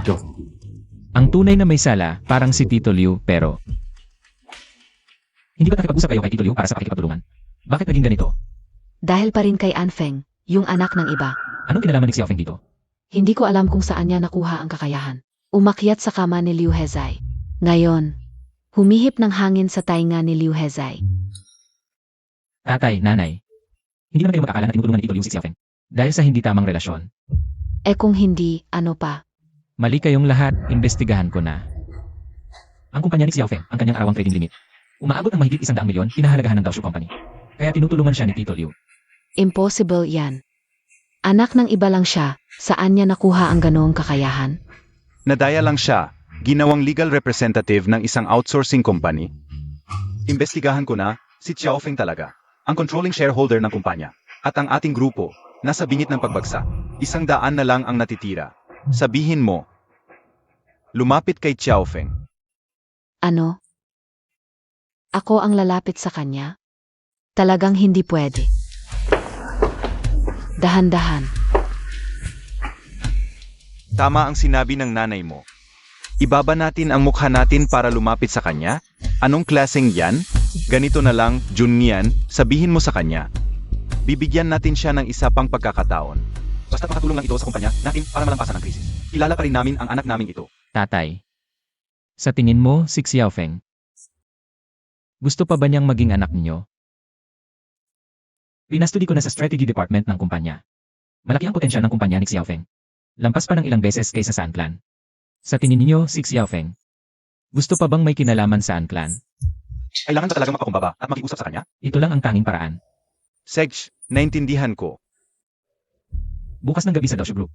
May victory party para kay Xiaofeng. Ito ang invitation, kailangan lahat tayo pumunta. Walang dapat mawala. Tagay-tagay, Boss An. Sa loob lang ng isang buwan, ang Kaifeng Media ninyo, kilala na sa lahat, kapag may magandang proyekto sa hinahara. Isama ninyo naman kaming mga matatanda. Nakakatuwa naman po, Boss Yu, ako'y bata pa. Kailangan ko ng gabay ng mga nakatatanda. Sabi ko na't ibang tao si Boss An. Tama si Boss Wu, dapat mas magtulungan tayo sa hinahara. Ha. Boss An, dumating na ang mga taga-Anclan. Nasaan? Nasa pinto, pinaharang ko sila, hindi ko alam. Saan nila nakuha ang invitation? Ano sa tingin ninyo, papapasukin ba sila? Huwag. Ako mismo ang sasalubong sa kanila. Nakita mo, invitation, umalis ka na. May balita kami, invalid na ang invitation mo. Hindi ka maaring pumasok. Sino ang nag-invalidate? Pakilabas siya. Nga.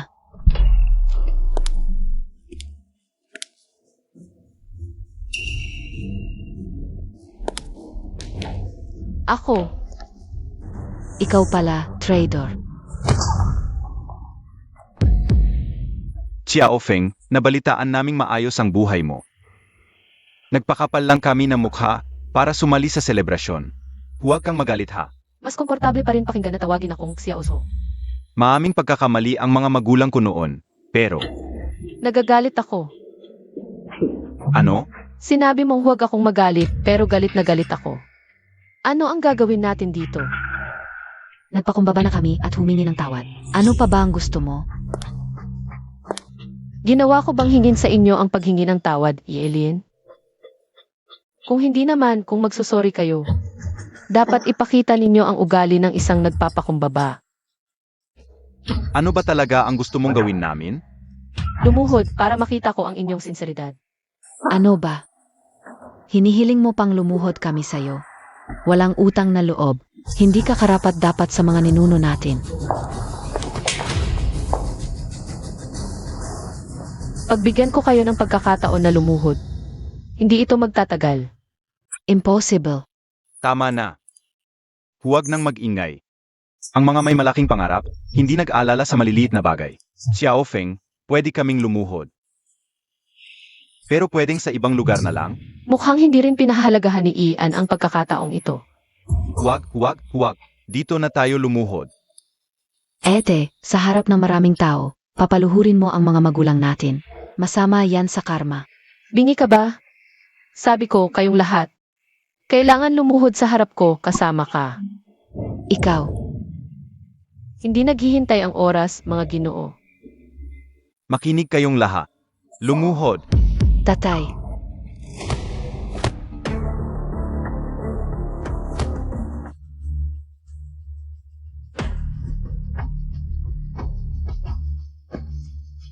Sinsin, makinig ka, lumuhod. Sinsin, lumuhod muna tayo. Kapag naayos na ang problema ng grupo natin, saka natin pag-usapan ito.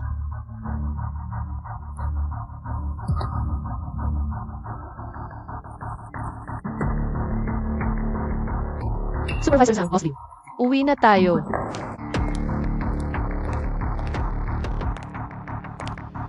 Paalisin na sila.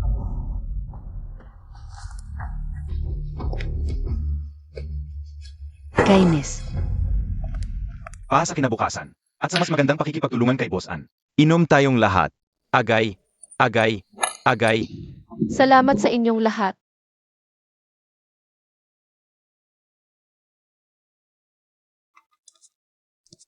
Xiao Feng. Hindi maganda ang trato ko sa'yo noon, pero lumuhod na rin ako kanina. Kalimutan na natin ang mga nakaraan. Ano po ang gusto ninyong sabihin? Gusto lang tanungin ng tatay mo, kailan mo babala? Tulungan ang grupo natin sa krisis na ito? Sa handaan, huwag nating pag-usapan ang masasamang bagay. Sige, magdiwang muna tayo.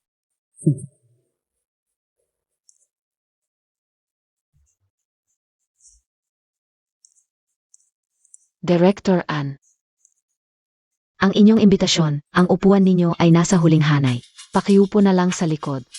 At ang isang imbitasyon, isang upuan lang. Gets. Boss Ann, 30 taon sa kabilang ibayo. Sobrang sarap ng pakiramdam ng pagbabago ng kapalaran. Simula pa lang to.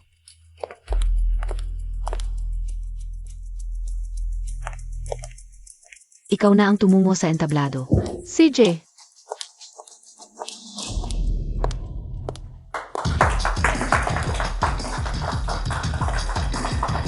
maligayang pagdalo sa aming victory party ng Kifeng Media. Una, taos pusong pasasalamat sa aking kasangga sa negosyo. Xiao Zhao. Pangalawa, kay Boss Liu ng Daoshu.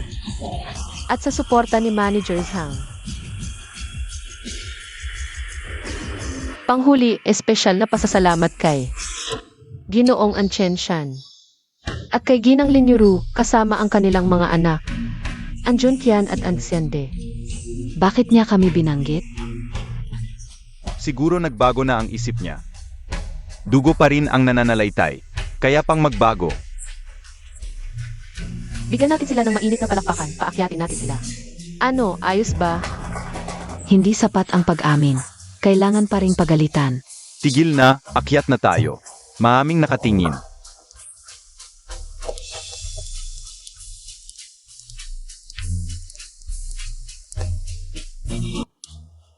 Sa totoo lang, kung wala sila. Wala ang Anfeng na yon. Kaya ngayong gabi, para sa bawat isa sa kanila, may handog akong espesyal na regalo. AMM, may regalo pa para sa atin. Gusto yata magbayad puri. May konsensya pa pala.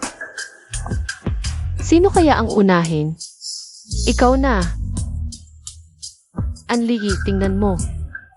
Ang regalong handog ko para sa iyo. Xiao Feng. Ele, tahimik. Xiao Zhao.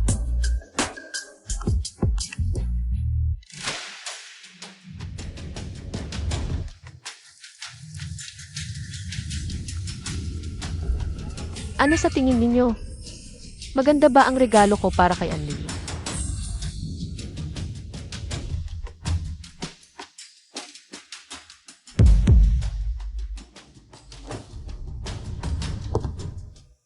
Nagsorry na si Sanji sa'yo. Bakit mo sisirain ang career ko? Kung sapat ang pagsorry, bakit may pulis? Mali ako noon, Sanji. Pero sobra na ito. Sobra. 10 taon, buong 10 taon. Kapag masama ang mood mo, binabato mo ako ng baseball bat. Naaalala mo ba kung ilang beses? 326. 15 beses, hindi ako makabangon. 2 beses, nasa bingit ng kamatayan. Sobro daw ako. Bakit ka natigilan?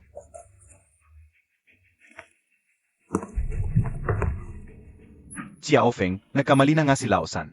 Kahit magkapatid. Ano ba ang nagmamadali mo? Ikaw naman ang sumunod.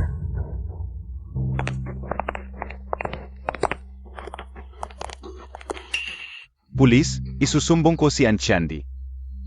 Siya ang nag-utos sa akin na magsunog sa harap ng Kaifeng Media. Hindi kita kilala. Anong pagsusunog? Hindi ko naintindihan. Mag-usap tayo na maayos. Gusto mo bang gamitin ang anak ko para takutin ako? Sabihin ko sa iyo ng diretso, Antiandi.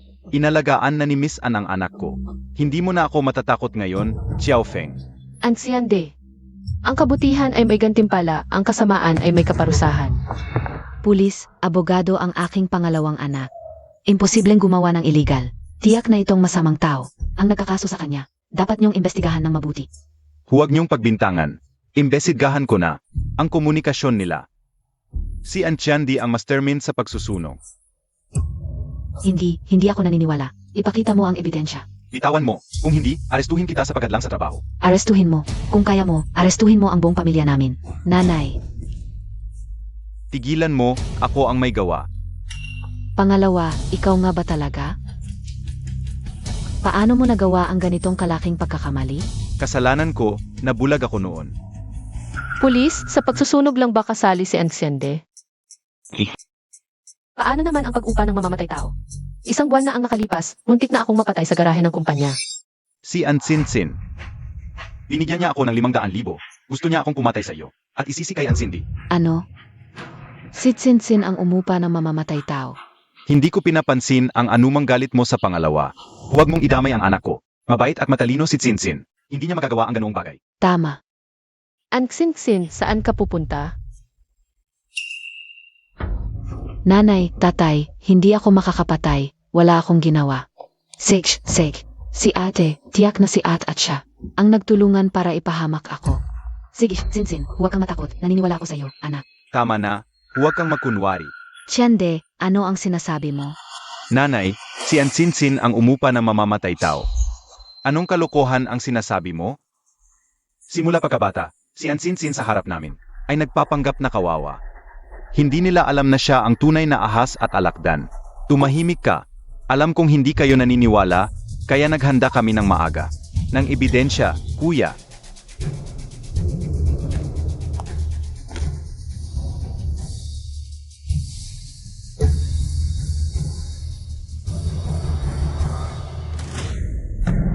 Ito ang mga mensahe ng Financial Director at ni Tsinsin. Tsinsin, ikaw pala ang sumuporta sa kanya para nakawin ang 500 milyon at tumakas.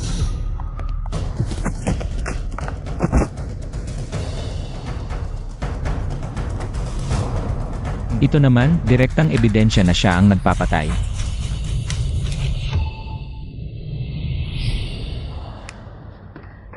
Ikaw. Wala kang puso't kaluluwa. Nagsisisi ako na inampon kita. Hahaha. Anong pinagtatawanan mo? Natatawa ako. Sa loob ng 10 taon, dahil sa akin, ang babaeng ahas. Pinahirapan ninyo ang sarili ninyong anak hanggang sa maging halimaw. Hahaha. Dapat ba akong tumawa? Nagkamali kami sa'yo. Pero masama talaga ang ugali ni Anfeng. Lahat ng masamang ginawa niya ay gawa-gawa ko lang. Hahaha. Ano? Aminin ko, maganda talaga ang lahi ng pamilyang An. Sa totoo lang, matalino at magaling siya. Naiinggit ako. Kaya ginawa ko ang lahat para sirain siya at kunin ang lahat ng sa kanya. Pati math achievements, buhay niya. At pagmamahal ng mga magulang niya. Hahaha. Loko. Loko ka. Loko ako. Ginulo ko. Ang pamilya ninyo. Apos na. Dalhin na silang lahat. Hahaha. Hey! Lauer. Tingnan ninyo.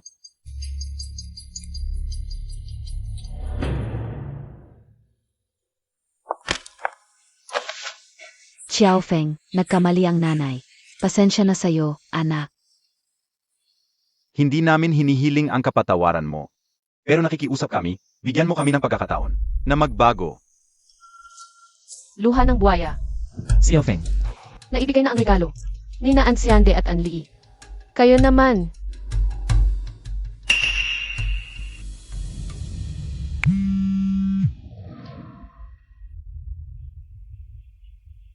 Ano?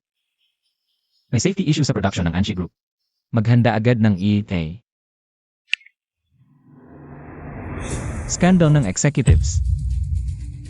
Anong ginagawa ninyo? Kumusta? Masaya ba si Anjung Kian? Andin ang apelyido mo, bakit mo gustong wasakin ang grupo? Dahil anang apelyido ko. Kaya hindi ko kayo pinatay ng tuluyan. Xiao Zhao. Bumili ako ng Uncorporation sa 2% ng presyo sa merkado. Hindi pwede. Wala kang pagpipilian. Tawag ng pinakamalaking distributor natin. Tatay. Tumawag din sa akin ng board of directors. Tatay, nanay, tawag ng brand partner, pipirmahan ko.